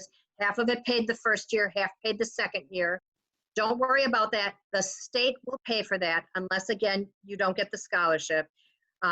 The state will pay for all of that except for $75 the first year and $75 the second year. Those are the only costs that you pay. If you have any further questions about that, do put it in the Q&A. We'll explain it to you. Gloria will respond to you about that, or you and I will talk about that later. And I think everybody on here qualifies for the state scholarship if what you told me in your registration is accurate as far as the full-time teaching in the 3 years, except for the one person who does not have a Pell, and we've spoken about that before. So thanks, Mike. Let's go on to the next slide. So let's talk about your obligations and responsibilities. We figure that the professional development you put in, and that includes being at the classes and what you will do with reading in between the classes and working on your portfolio, the 2 heavy-duty entries this year, the videotaping next year, and the studying for the content area exams, will be about 600 hours of professional development. So you do spend a lot of time on National Board. We want to make sure you're clear about that. You will be turning things into your mentors every 4 days. They will be turning things back to you in 4 days. If you have 2 or 3 different things you're working on, you will have 4 days for one of the things, maybe starts on Monday, and your next 4 days will start on Tuesday, and your next will start on Wednesday. So we ask you to make sure that you have time in the evenings and on weekends to work on your national board. We do understand that Sundays might be family day. So then you know that you'll be spending extra time on Monday, Tuesday, and Wednesday evenings working. We might say it's the year that your spouse does the laundry, or that your family takes your kids on for Sunday dinner and you stay home and work. So it's a year that, maybe grocery shopping gets, your day late with that.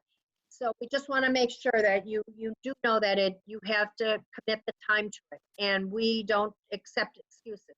We know that, we know what you have to go through, and you know what you have to go through. So that way, it's very important that you know to always be on time with things. So if something does happen, heaven forbid, a health issue or something to a member of the family, or a cousin gets married and it's on a class day, that we know that you have made up for that time. So we just want to make sure you're clear about that commitment. And again, the participating in both summer institutes, that you participate, that you've committed to stay in CPS for the 2 years to complete the process, and then the year that the scores come out. And that following year, CPS has made an investment in you, and that's why they have particular requirements that you remain in the certificate area in which they are supporting you and in which you have contributed to them for these 3 years. And you also agree you will submit all 4 components, and you will submit them on their due dates.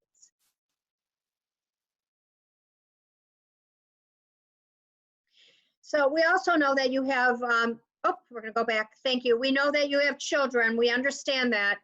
But we also want to make sure you know that childcare is your responsibility, elder care, and so forth. So make sure that you have all those arrangements made before Summer Institute, on school days, and in time, so that you get to class at 5 o'clock. It starts at 5 o'clock, and you're expected to be there. We understand this is Chicago, and it snows, and there's traffic on the Dan Ryan, and there are accidents on the Kennedy, and a parent shows up at your door after school, and class starts at 5 o'clock. And class starts at 5 o'clock, and we expect you to be there. And we expect you to stay till 8:30, and once you're in class for a cell phone-free environment, so you're not stepping out to take personal calls. So we want to make sure that you've made arrangements for childcare and anything else that happens on Thursdays and on Saturdays. We have a very clear start time and an end time, and that you're expected to be there. So I think we've talked about the other bullets. Let me talk about the 4th bullet. Currently, we don't schedule anything over spring break. Well, this year it was a little bit different, but normally we don't schedule classes after spring break. But in some cases, some people get a gift. And the gift is that we give you extra time with your mentor and extra time to work on your portfolio. And we do that if and only if your mentor determines you are not yet ready to submit a portfolio on the due date at the beginning of May, that your portfolio is not yet ready to meet the standards and that you need more intensive work on it. It could be because you've missed deadlines. It could be that you needed a lot more mentoring than somebody else, and that's fine because you all get what you need. It might be that it took you longer to get your videos selected than somebody else, so your writing started later. Whatever the case may be, if your mentor determines that you need to be here over spring break, we give you the gift of being at the CTU, working at the CTU on your work over spring break. So it's not an option for you to choose whether you want to do it or not. If your mentor determines it is needed in order for your portfolio to achieve certification. So we just want to make sure you know that in advance. We also want to make sure the last bullet on that page, if we could go back, I'm sorry. I know sometimes I'm kind of slow, but not this next year, but the following year will be in June of 22, will be when you take your assessment center exam. And the National Board always schedules them on a school day. Don't ask me why, but we ask that you save a personal business day that second year for the assessment center. Your principal will be aware of that, and your principal is asked to give to make sure that they give permission for you to use one of your personal business days. This year, of course, it was all scheduled for June 15th, and then because of COVID, it's all been changed to some other time in July when there is no school. But for you, it won't be. It will be June in 2002. So that year, we ask you to save one of your 3 PD days. Okay, we're going to go on to the next slide. This is usually the time when we ask people to raise their hands if, hearing all of this, they're still interested in the certification or not. And we wish we could do that. But we see that most people have still stayed online, so that must mean that you're interested, and we're excited about that. We're so excited about that.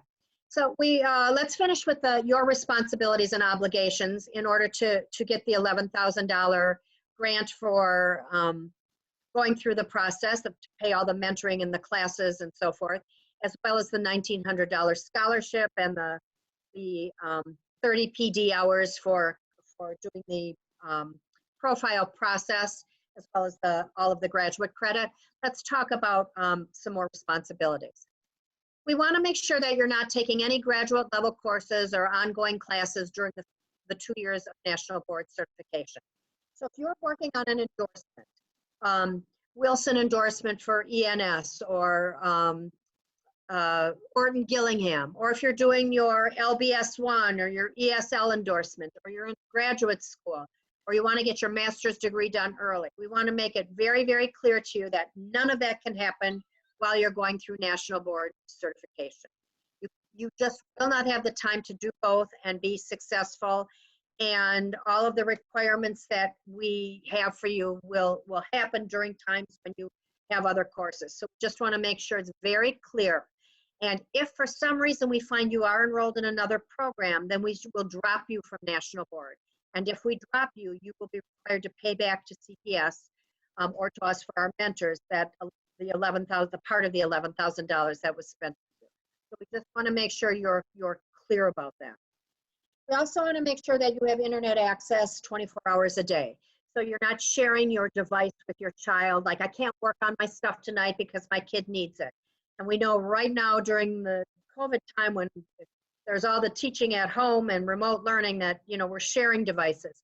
But we're talking about next year when hopefully we're not sharing devices and things go back to whatever new normal looks like. We want to make sure that you have unlimited access. Now that doesn't mean we're going to ask you to work at 11 o'clock at night or on Saturdays or Sundays, but there might be time that your 4-day turnaround time comes in the evening or comes on the weekend, and you have to get something back to your mentor. You have to have email access and internet access to either be able to read something or to submit something during that time. So we want to make sure that you know that you have access. In the past, people have said, I only have access when I'm at school, or only if I'm at a Starbucks or something. So we want to make sure that that is not the case and that you do have internet access at home. So we also have a 24/7 access rule to email communication. So most of you know, if you've written me or to Gloria or Michelle over these past registration time, or to Mike, that we responded to you within 24 hours. So we have a rule that if you, or a protocol, not even a rule, that if you write us, that we get back to you within a day, so you have the answer you need. Your mentor will expect that too. If they write you a question and they say, I'm reading your portfolio entry number 2 right now, and I have a question about XYZ. Well, you have 4 days to get them the actual entry, but you have only 24 hours to answer their question if they don't understand something. Or if you're working on component 4 and you're reading what your mentor has written and you don't understand what they're asking you, don't wait till that 4 days is up, or don't not respond in what you're sending back to them. You will communicate with them either by phone, text, or email, whatever the agreed upon arrangement is, and you'll say, I need help with whatever you asked me on my 3rd page. They have 24 hours to get back to you to help you figure out whatever it was you needed. So we want to make sure that we know from this day forward, if you are going through this process, if we write to you, you have 24 hours to get back to us. If you write to us or call us, we have 24 hours to get back to you. Again, don't call us at CTU because we're not there, so you write us. Okay, I mentioned the 20 hours of give back after certification if requested. And then I think I talked also about the final bullet, that if you choose to withdraw or not complete the process, you will reimburse any costs that have incurred, and it will be, you know, it's prorated, the time that you have spent in the program out of that $11,000. We don't want that to happen to anybody. So we want to make sure if you make a commitment, you've made that commitment.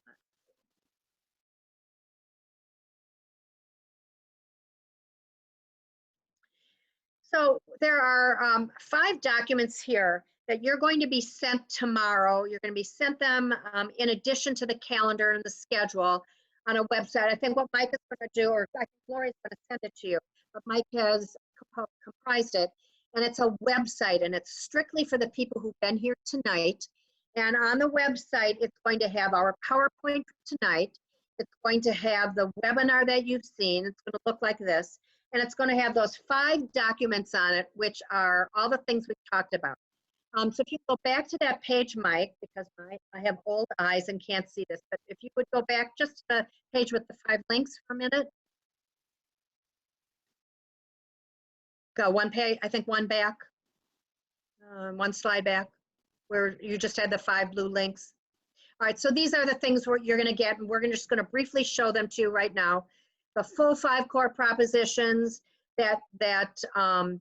well, actually, here we are. All right, so you're going to get this document, which goes into depth about the 5 core propositions. And you're going to need this for filling out your profile, because one of the essays we ask you to complete is 2 pages with 5 paragraphs to discuss how your current practice aligns to these 5 core propositions. So that's one of the documents you're going to get tonight. Or tomorrow, probably tomorrow you'll get it. I think it's going to take us that long to get it to you with a copy of the webinar. Then this page that Mike is showing you now, again, are the certificate areas. Can you hone in on a couple of them, Mike? It's closer. So I'm looking at English language arts. You can see that there's nothing for the ELA teacher in earlier middle childhood ages, but early adolescent is if you teach, you know, junior high, middle school. And the adolescent and young adulthood is if you're teaching high school. Let's look down at one of the generalists. How about that? Can we look at a generalist, middle childhood generalist, maybe? And that is, okay, I see the 2 different generalists. So if you're early childhood, that means you teach ages 3 to 7, then you go for early childhood. If you teach middle childhood, which is 7 to 12, that's elementary school, you would choose the middle childhood. So the 7-year-olds, the age cycle, that's 2nd grade, you will determine. I know more about early childhood. I have an 04 certificate, or middle childhood, I have an 03. It'll determine which one is a better fit for you. There are some that are just in 2 areas and some that are in 4. So school counseling, if you look at that, school counseling, that is if you teach 3-year-olds to 18-year-olds, that's for you. There are several that cross areas. There's literacy, that is only early childhood, middle childhood. There's career and tech ed, that's only early adolescent, young adulthood. I'm not going to go through all of them now, but you'll find yourself on this document and you'll determine. And if you don't know, you're going to write me and I will help you figure out which one is best for you. Most of you put it on your registration. It was correct unless you heard from me that it was not. We helped you figure out the right one. So this next page Mike is showing you, could you just hone in on one of them, Mike? These are the 4 components that Michelle talked about, and here they are in depth. Number 1 is remember 1 and 3 are the 2nd year, 2 and 4 are the 1st year. 1 are the exams, 3 are the videos, and then 2 and 4 are strictly entries about your teaching and data gathering and how you make your instructional decisions. So that's the next document you'll get. There's an FAQ, which is all about National Board Certification. It's about our program. So most of the questions you ask tonight should be answered in there. Okay, so I think that's about a 2 or 3 page document, the requirements and so forth. then we send you a list, or not a list, but we send you some research that's been done on National Board. There's some specific research in here about, it was done, I think, about people in literacy and middle childhood, and it's about elementary school students that have gone, who have teachers who have gone through National Board certification, generally score 2 months higher on standardized tests.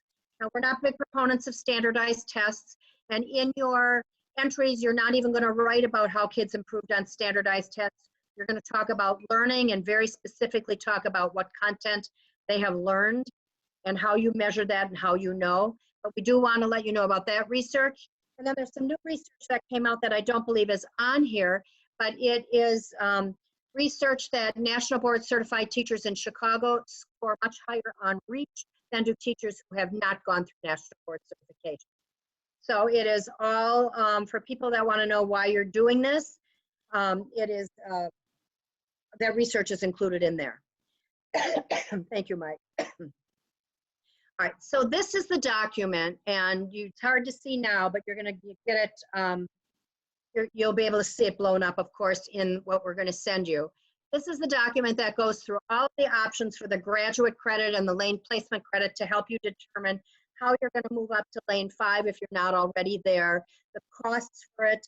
You could do 3 things at a time. You can do lane placement, Roosevelt, and St. Francis, or you can choose to do just St. Francis 1 year and Roosevelt the 2nd year. You can take some of them at some time and others at other times. It all depends what you want to do. And remember, there's nothing more that you do than what you're doing for us for National Board, and we identify with them what you have completed so that you get the credits. Can you hone in just a little bit on maybe the first page, Mike? It looks a little larger and they can see it now, or can you not do that? And then on the second page? Maybe not, huh? Yeah, but you'll get it on, you know what, you'll get it on, when you get it in the, you know, when we send you the email, you'll be able to see it a little better. Oh, Mike, you are totally a tech savant. So you kind of explain it The there. website works well. What, Mike? The website works well. Oh, yeah, and Mike created it, so. Okay, can you go on to the second page of that? So there we kind of lay out the cost and the names for the courses and all the credits to help you figure it out. And again, that's something I can go over with you tomorrow if you want. You know, you've got my email. If you want to send us something in the Q&A to Gloria now, she will respond if she can tonight or tomorrow. Okay, let's move on to the next slide. Thank you for that.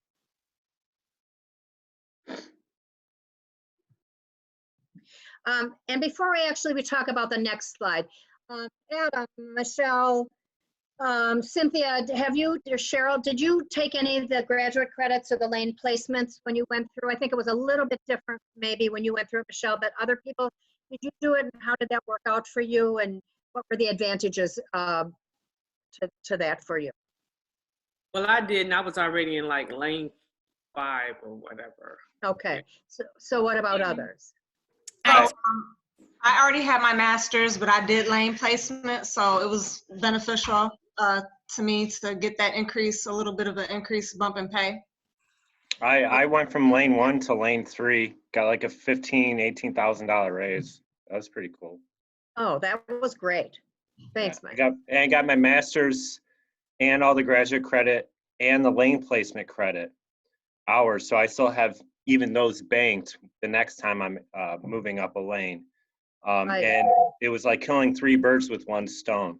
It was quite amazing. And you didn't have to do any extra work for the masters, did you? No foul were hurt at all.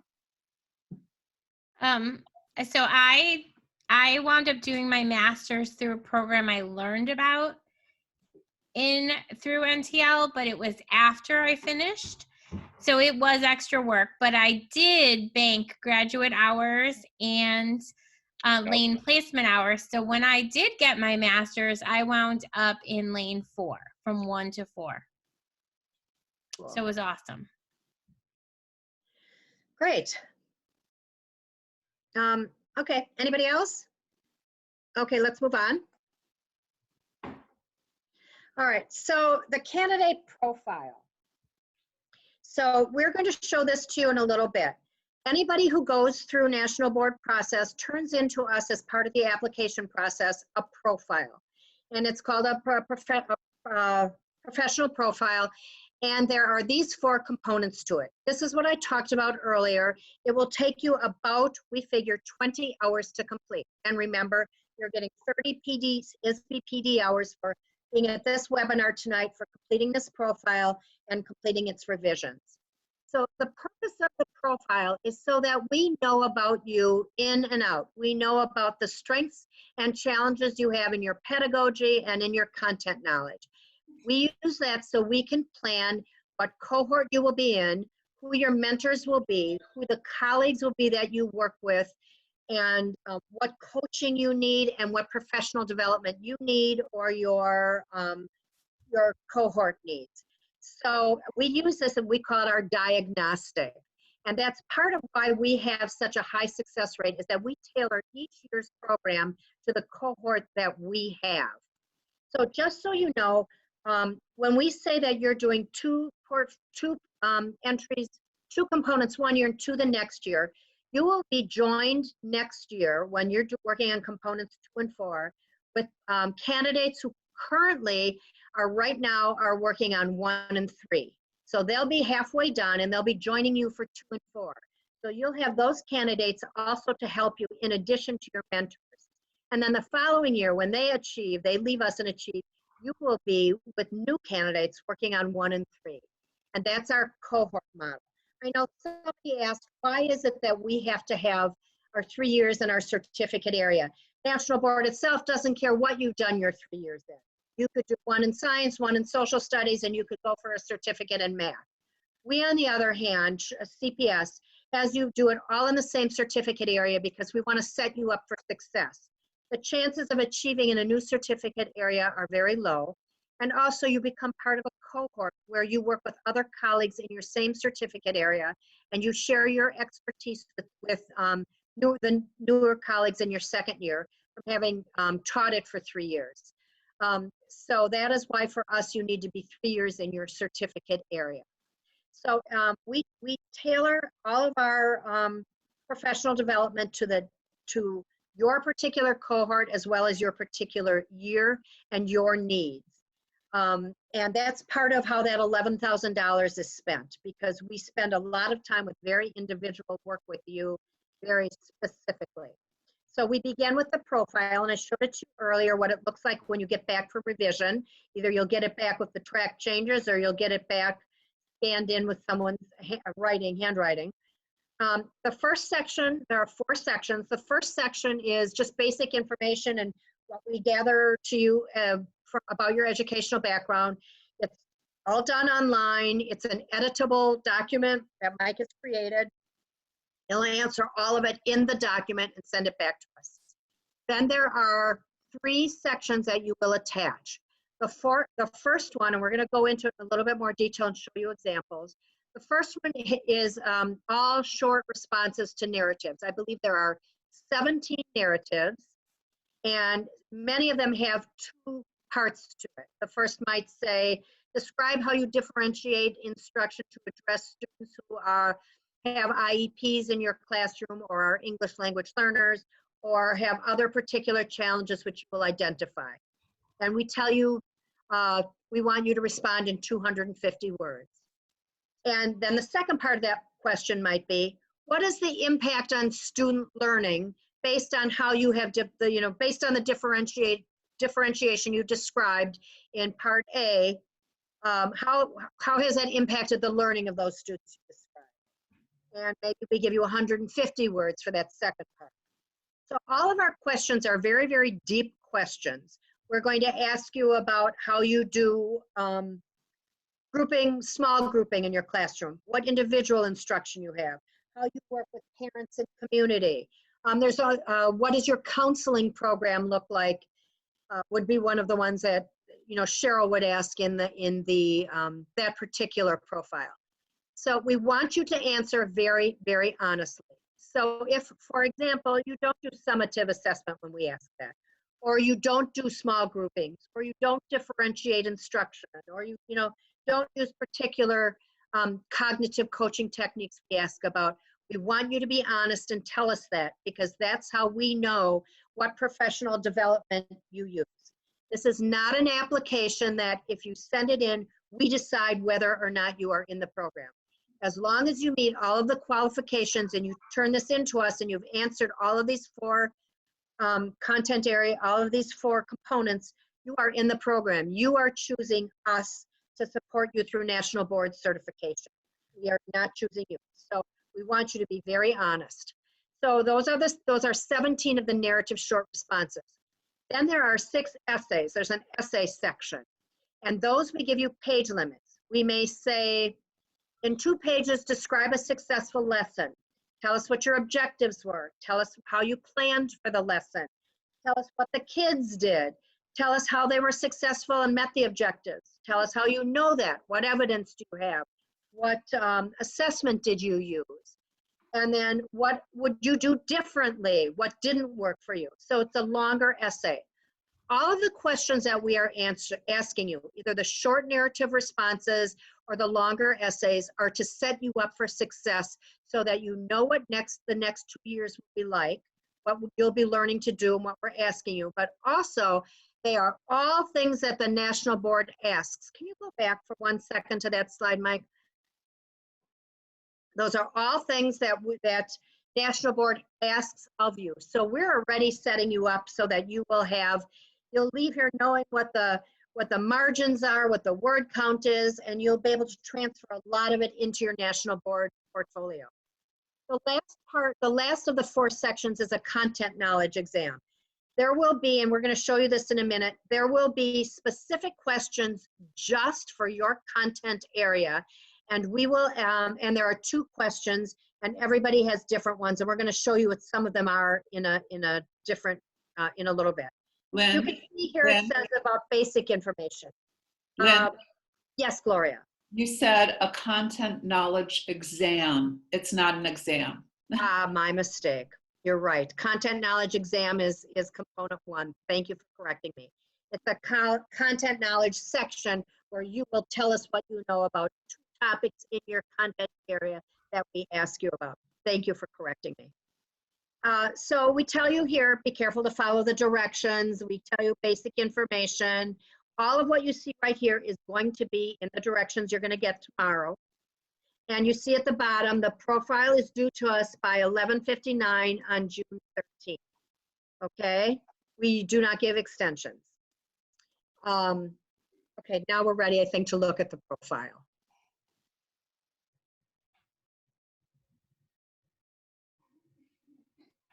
So the first page of the profile, we're showing you the one now for teachers, not for counselors. We're going to show you that one in a minute. So the first page of the profile is just all the instructions we talked about tonight. So everything that you will get in the slides, but also you will see here. We have a link on here to the National Board so you can see the standards. We tell you about the certificate areas. So everything here is just all information that you've heard tonight. Here we list all the incentives, everything we've talked about, okay? You will submit, when you submit to us this profile, you will also submit a copy of your Pell, or if you are the one teacher who doesn't have a Pell, you're gonna submit your, the ELS license that you have. Right here, we tell you everything. We remind you of the due date, June 13th. We tell you to whom to email the portfolio. It says National Board at CTUF. We don't want you to get confused. I think Gloria has said there are 4 different entities that you know about. The first that you should know about, one is the actual National Board for Professional Teaching Standards. One is the state scholarship. Oh, it's 3 entities. And one is us. And so when you write to National Board at ctuf.org, that's the Chicago Teachers Union Foundation org, that is Gloria's email, and she will answer all of that. So that's where you will be submitting your license and your profile. Then here are some essential questions, and those are, can you just go back a little bit? Those are things we want to make sure you answer to help you determine whether you are ready for this or not. So note 2, we tell you the font to use, we tell you the number of words to use. You can go up or down by 5%, no more, no less, it won't be read. And you can see the editable questions right there. Very simple questions. We ask about your PD, we ask for principal's name, school network. Very, very important. Make sure you click on the certificate that you're choosing. A lot of people don't do that for some reason. They don't click there. You can see all of them come up. Mike, you're a genius. Okay, so he chose his certificate, good. Okay, we ask you lots of questions that we need to know. Make sure you answer them all.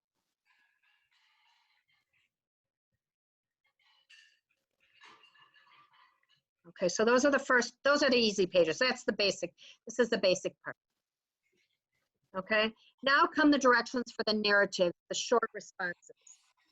So we want to make sure a couple things that you know. You're going to get these directions tomorrow.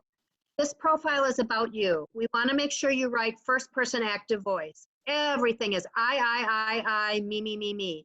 If you work on a team, we don't want to hear we. We only want to hear your part. If your children are learning about oceans, you're going to say they learned about oceans. I taught them about oceans. You're not going to say we learned about oceans because you did not. Okay, let's, so right here we give you all the directions. And here, let's just go through a couple of the prompts. Let's see, and this again is not for counselors. So just let's choose Mike, maybe choose one of them. Maybe choose 7. 7, I think, is one of the most difficult ones. Can we get a little bit larger? It's a 3 parts. We're asking you to tell us, how do you know that your students have learned what you've taught? So that means you're going to tell us about the qualitative and quantitative assessments you use in your classroom. I know because I've seen it. I know because they teach others. I know because it was on this exam. Then you're going to, the B part of that is you're going to say how you use the results of that assessment to inform the rest of your practice. How do you, you talked about using TSG, that's Teaching Strategies Gold for Early Childhood. Say you teach about that, talk about that in 7A. We're going to talk about how the results of that help you to plan the rest of your instruction. That's going to be B. C is about how you provide individual feedback to your students. Do you talk to them? Do you write to them? Do you send them something? All the things in there we ask you about. If you don't do them, like maybe you do A and B, but you really don't provide individual feedback, you're going to tell us that so we know this candidate is going to need some PD on feedback and feed forward. They're going to need to read a particular journal article. They might need to be in a cohort with a mentor who's very excellent on giving feedback, because these are all things you're going to have to learn about and talk about during your years of national board certification, what you're going to have to do with your students, and then write about in your portfolio. Let's do one short question, and then let's move on to the counselors. Oh no, let's move on to an essay. Let's do that. So you can see there were 17 of those. Now here are the essay sections. I will say that the format is different. You want to know this. The format is different for essays than it is for the narratives. The narratives have a different margin, and that's so we can write in the margins. Essays are different because they don't have a word count. They have a page count. Okay, so let's go to, all right, so let's go to the first essay. First essay, we ask you to choose 5 of these particular pedagogies, particular strategies, and discuss how you use them with your kids and why you use them. One of them is other strategies. So if you don't use 5 of those, you can choose your own. So we're going to ask you to describe that in 2 pages. There's one on here that the page limit is going to be different for everybody else. So Mike, let's go to the one about the standards. Number 4. Number 4, we ask you to go into your particular certificate area. We give you the website address, and we ask you to choose the standards in your field. So math might have 14 standards, early childhood might have 10 standards. They're all different. We ask you to choose the standards, and we give you the names there of the ones we don't want you to choose because you've already talked about them in your profile. So we're going to ask you to talk about other standards, and we ask you to spend 12 to 15 lines telling us how your practice currently meets those standards. That way we will know in our professional development which of those standards you're going to need more work on. So remember, this is your diagnostic tool. There's one other, let's see, the 5 core propositions. Let's just look at that one. I think that is up, Mike, maybe 2 or 3. Question number 2 or 3. No, number 2. So the 5 core propositions, Adam talked about that earlier, and we're sending you the full document, which I think is just 2 pages. We're sending you that. That'll be on the website. We want to see what those 5 core propositions look like in your practice currently. So you're going to tell us that. And remember, please be honest. If you don't know something, don't look it up and then put it in here, because that won't give us an honest picture of you. Don't ask a colleague, what does this mean? I know I should be doing cooperative grouping. Tell me how I should talk about that, because that won't help you when we try to, give you support for your portfolio. Okay, so the last part of the profile, we've got the basic information, the short answers, and the essays. Now, everybody has a content area question. So you're going to get this and you're going to say, oh my God, this is tons of pages long. But it isn't tons of pages long. It is 1 page for each certificate. So you're going to find your certificate. So why don't you scroll through them? They're actually all in alphabetical order with the exception of literacy and math because they have something different to do. So let's choose, let's not choose that one. Let's not choose that one. I'm trying to do one we get on 1 page, a shorter one. All right, let's do English language arts. So there's 2, I don't know if you can get part of that up. We give you a reading passage, and there's 2 questions about it. And one of them is something, can you scroll a teeny tiny bit? You're going to answer a question about reading. It's going to have the student's response, and you're going to address how you teach reading to that student, how you teach writing to help them with their misconceptions. So that would be an example for early adolescent English language arts. If you're doing the adolescent and young adulthood, it might be a little different prompt. You can see that it does, maybe gives you a different excerpt. And the question is, can you stop right there? In your response, use your knowledge. Okay, well, let's do the reading one. Use your knowledge of English language arts to analyze that student's response to the text. It tells you exactly what to identify as their misconception, and then how to describe 2 substantive strategies that you would use to help correct that misconception. So every certificate area has 2 questions. Mike, can you talk about the math one, since that one is a little bit different? We put that one at the end because you have to actually do some math.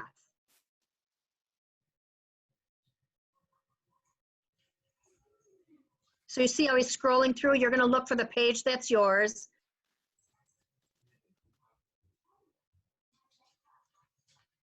There's math.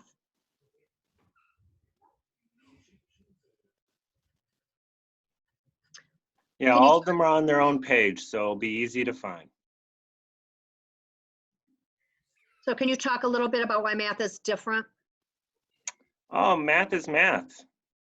So you have to actually do the work, show handwriting, scan it, take a picture of it, and send it in because we need to see your work. Right. So part is, thank you, part is your content knowledge, and then part is what you're going to do with it. Yep. Okay, so thank you. So you'll find yours on these pages, and again, we're going to send these to you tomorrow. And you'll find just your simple one. I know early childhood has to find a child's misconception in reading a graph. There's just all different ones.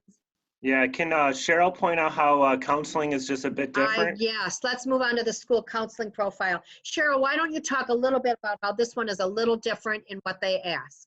And if you want Mike to scroll through it, that would be great. Just tell Can you scroll? I'll tell you when to stop. Let's see. Yeah, the beginning is all the same for the most part. Yep. But yeah, it changes when we get to the short response. Okay. And here are the first couple questions. Let me see, is the question 7 assigned? Let me see it.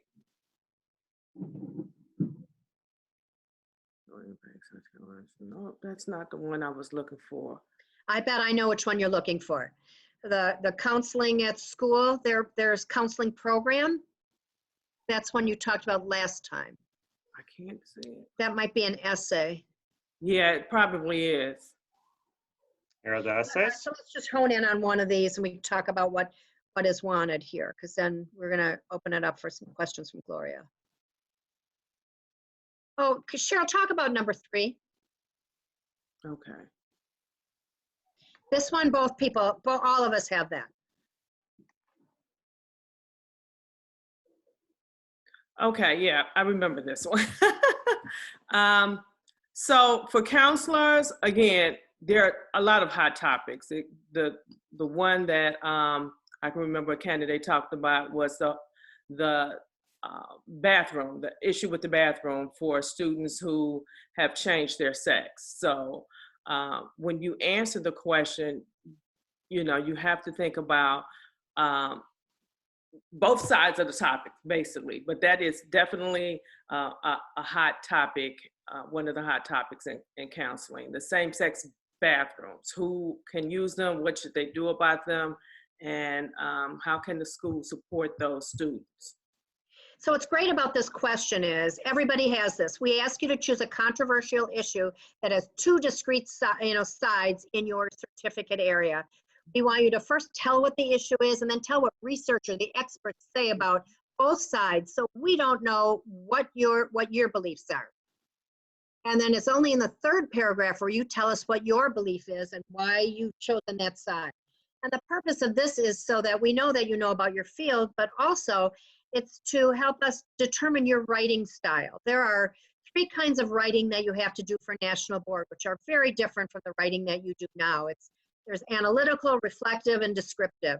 And we want you to be able to describe, we want you to be able to analyze in this one, and then we want to make sure that you can write in an unbiased fashion. So that's what we're trying to discern in this particular question for everyone. And let's go on to some of the essays for you.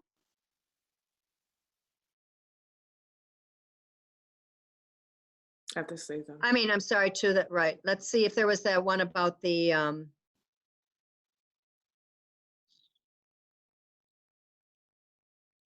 school counseling program?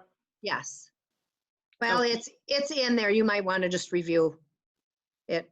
And each of the candidates can look for it. I think we have about 6 or 8 counselors. And remember, the questions for counseling are both elementary school and for high school, because you have to know 3 through 18, 3 years. Yeah. Right. And if you don't, you're rusty on that, because for 20 years you've been doing just elementary and you don't really know about career counseling for high school. We determine that when we get these profiles back, we know, and then that's how Cheryl and her team will help to and provide almost every support year there has been at least 1 elementary school counselor and 1 high school counselor. So we've been able to have those discussions. We feed off each other because, like I say, I'm only high school, but I've learned a lot from the elementary school counselors that I've worked with. Exactly. All right, so can we go back one more slide, Mike? As I know we're almost at our end time. So we're going to submit these 3 things on this page. You're going to get 1 page in addition to the page with those 5 things on it we showed you and the calendar. You're going to get your profile here, and then there are hints for writing a better profile. Can you just click into that for 1 second, Mike?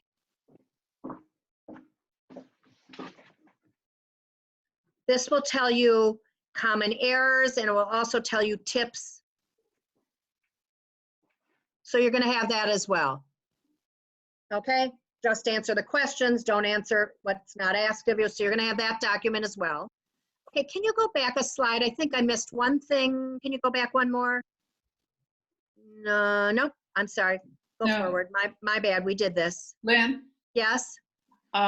One thing that we want to make sure that they do, it says it on there, but we want to make sure that they include their CPS employee ID number. Thank you so much. Thank you, Gloria. When you submit this, it gives you directions of what to put in the header, where to put your name, where to put your page number. We want to make sure, and it's in the directions.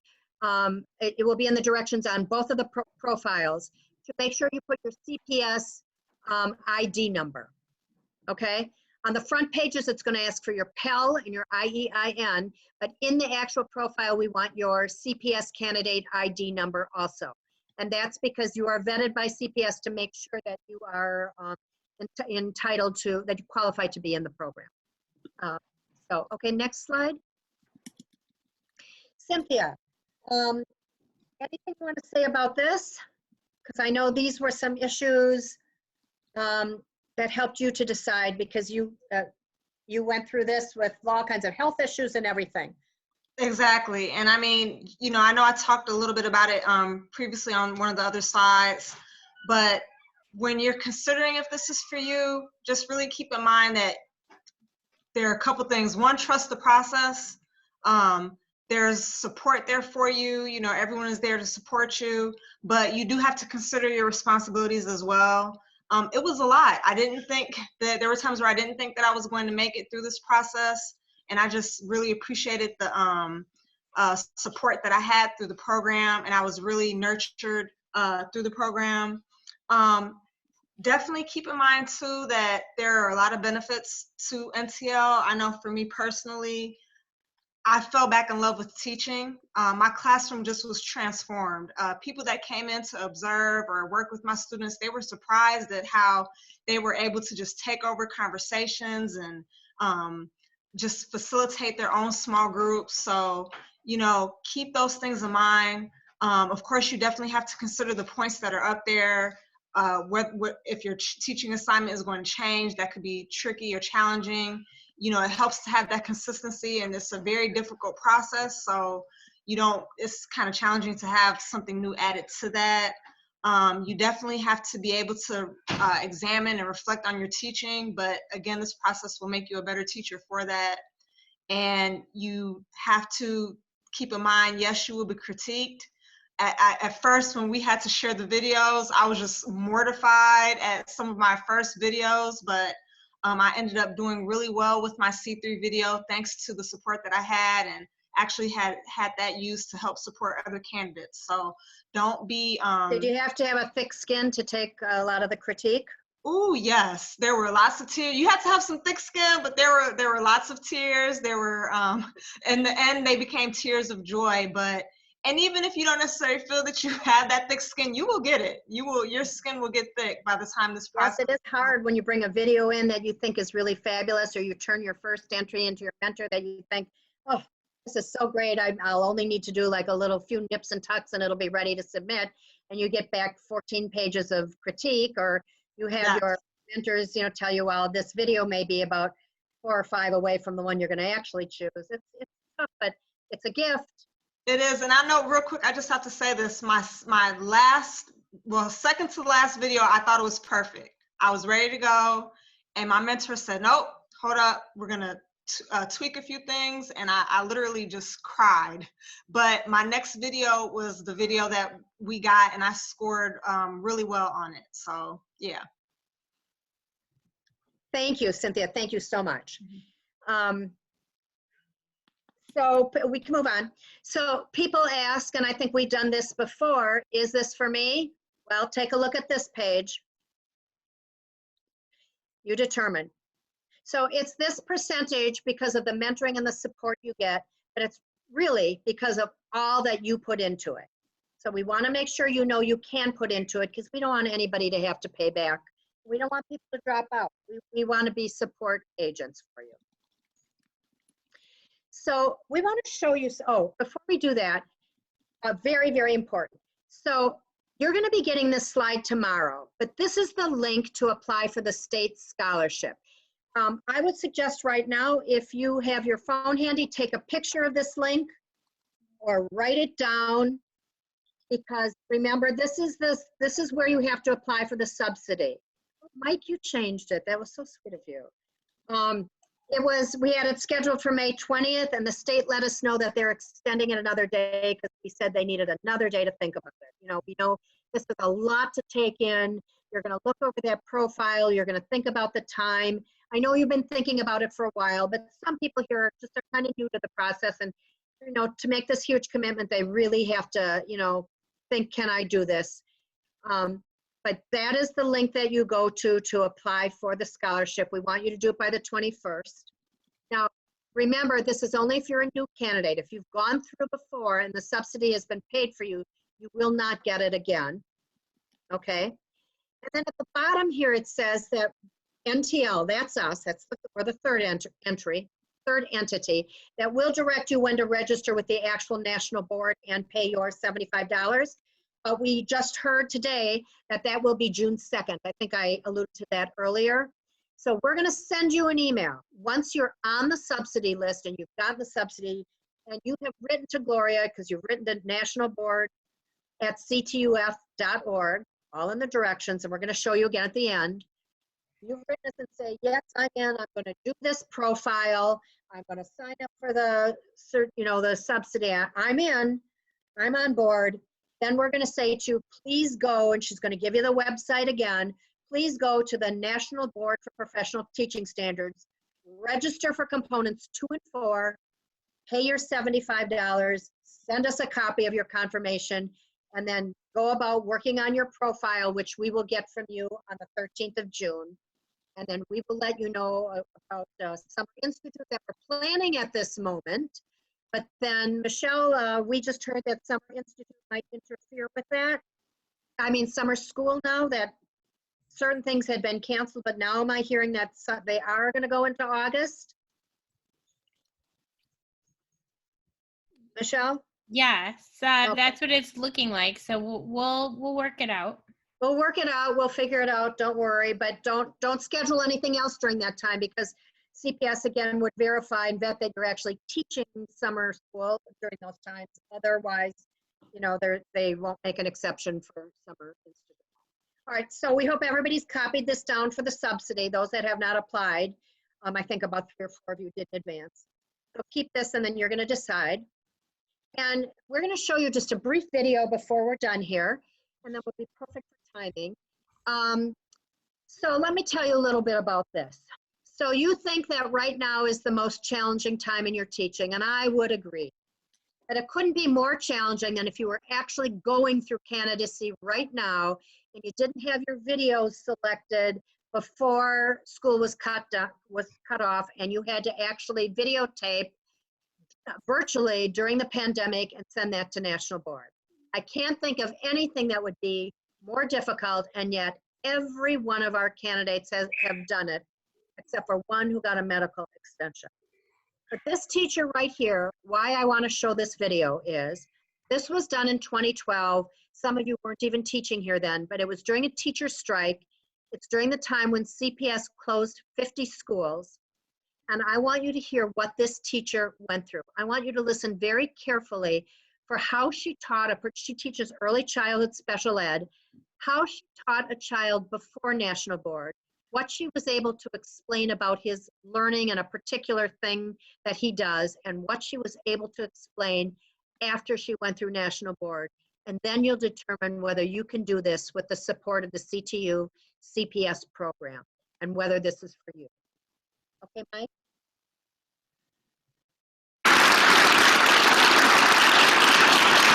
Good evening. I'm Samantha Randall, as Lynn said. I teach at South Shore Fine Arts Academy in an early childhood special education classroom, which consists of 3 and 4-year-olds with varying exceptionalities. And I am an NBCT.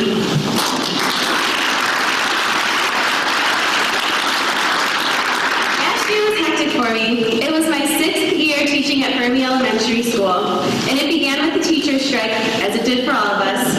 And then seeing Fermi on the school closing list, then attending countless community forums, and finally feeling the emotional turmoil that accompanies watching the only school I'd ever taught at close right before my eyes. They literally packed up my classroom while I still had students. And in case this wasn't enough stress, I was working on my national board portfolio the entire time. But honestly, it was working on my me through the year. It grounded me. It forced me to focus on my students above all else. It took my mind away from worrying about the contract or school closing or our pension woes. It kept me committed to the task at hand, and for that I'm grateful, because becoming a National Board Certified Teacher has completely changed the way I reflect on my practice and continually improve my teaching. I'm now much more focused on understanding how my students are learning instead of just what they are learning. In the past, when someone would ask me why I had Kenneth, a 3-year-old with autism, wear a weighted vest for certain activities, I would respond with, because it helps calm him down. And that was really the best answer I could give you. Now, with my commitment to understanding why my students learn and act the way they do, I am continually researching and collaborating with colleagues to seek out new information. Since going through all the professional development and living the MBPTS standards for over a year, I can now respond with, a weighted vest activates the receptors located in his core muscles that provide input to his proprioceptive system, which then impacts neurotransmitters in the brain, which ultimately help Kenneth attend to the task.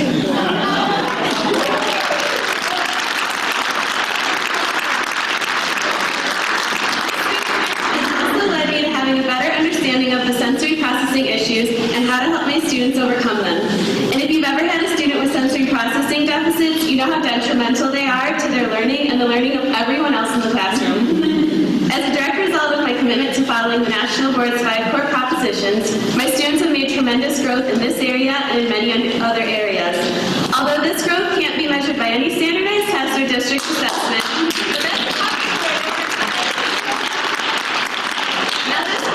was challenging. I mean, 20 drafts of a 15-page entry where you talk about one single student challenging, and that's just one section of the portfolio.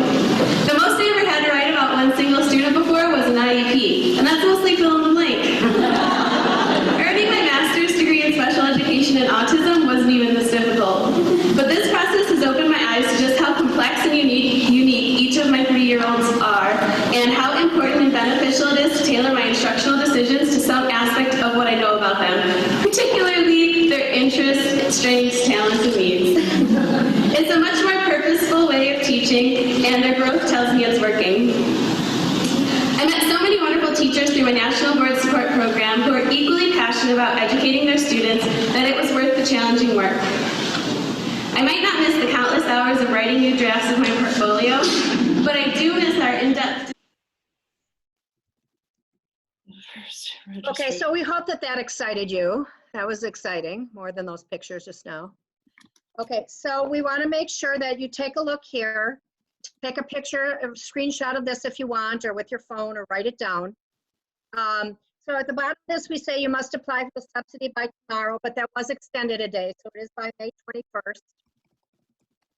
If you want to know more about National Board and all of the, and you want to delve into depth about your particular certificate area, you want to read the standards, you will need to read the standards actually for the profile where you have to address how your practice aligns to it, to the standards. You're going to go to, there it is, boardcertifiedteachers.org.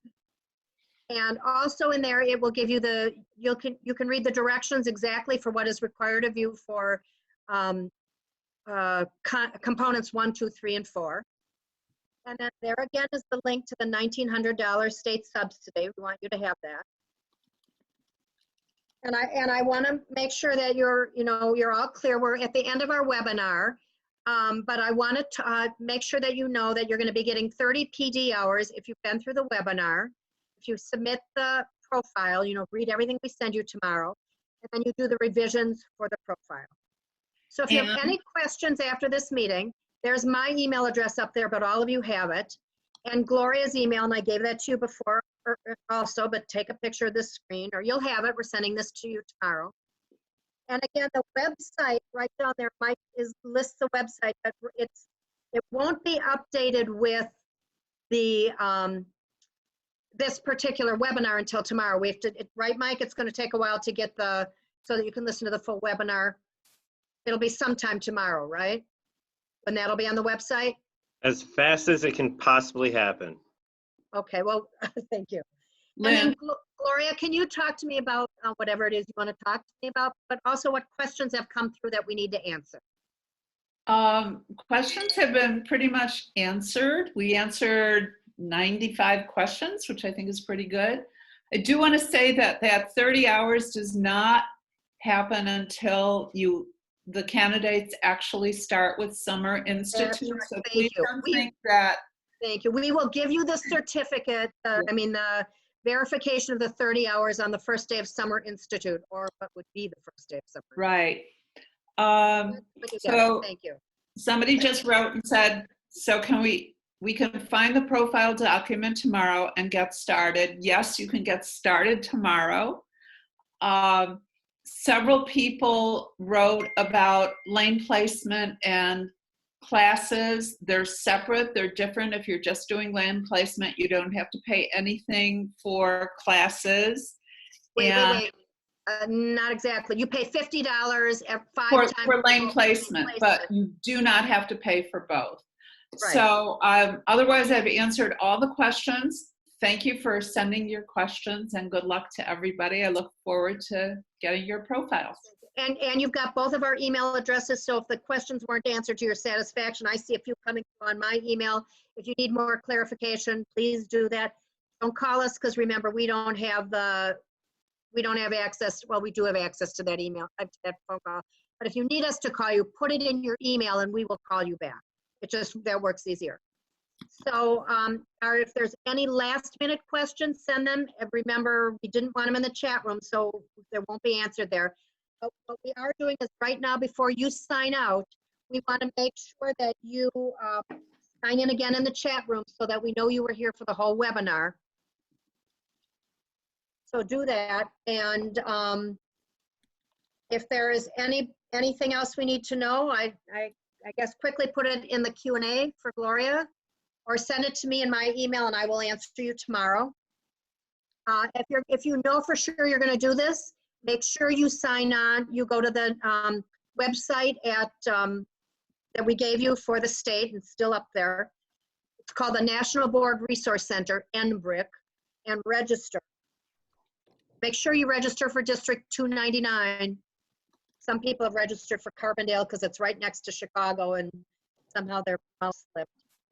And then let us know. And then we're going to go through our list, and everybody who registered, we're going to make sure that we send your names also to the state, because we lobby for all of our people to get the scholarship who are entitled to it, the subsidy. Yeah, thank you for everybody for being here tonight. Thank you so much, and I wish I knew how many were going to do this, but we'll know that tomorrow, right? I hope everyone does. I hope everyone does. Best thing you can do. So too. Any other mentors or NBCTs want to chime in with anything? Yeah, no, if you register for the state, you are not committing. You are not committing. You can withdraw. But if you don't register, you will not get that $1,900. Good point. Right. When Gloria Great says question. you're not committing, that means you don't really commit till you turn the profile into us. So say you register tomorrow for the subsidy, and then you realize June 12th or June 11th, I just can't do this, or June 10th, you find out this isn't for me, you can withdraw. You'll write us and say, I'm not going to submit. And then, you'll withdraw your name from the state. In fact, Gloria will even write you and say, are you interested? Lynn, if you know for sure you're going to do it, she's also going to write you before that. June 2nd is the day that you sign up and pay the $75 to National Board. You can do it after June 2nd, but that's when it opens. Lynn, could you please say how much the incentive is for becoming a National Board Certified Teacher? That's a question on we did talk about it. We did that very early on. It's the first year, it is $2,217 and change. And each year after that, it goes up 3%, or it goes up with the contract. So when the contract goes up, I think 3.5% in its last 2 years, so will your subsidy. That's also, all of this is going to be, every page of these slides, the PowerPoint is going to be on the website that we send you tomorrow. And please listen to the webinar again. You can fast forward through me, but you can, listen through it, so in case you missed anything, you will have that. And tonight was our final meeting. Anybody else want to weigh in? Bye, everybody. Thank you. You have my email if you need to write questions.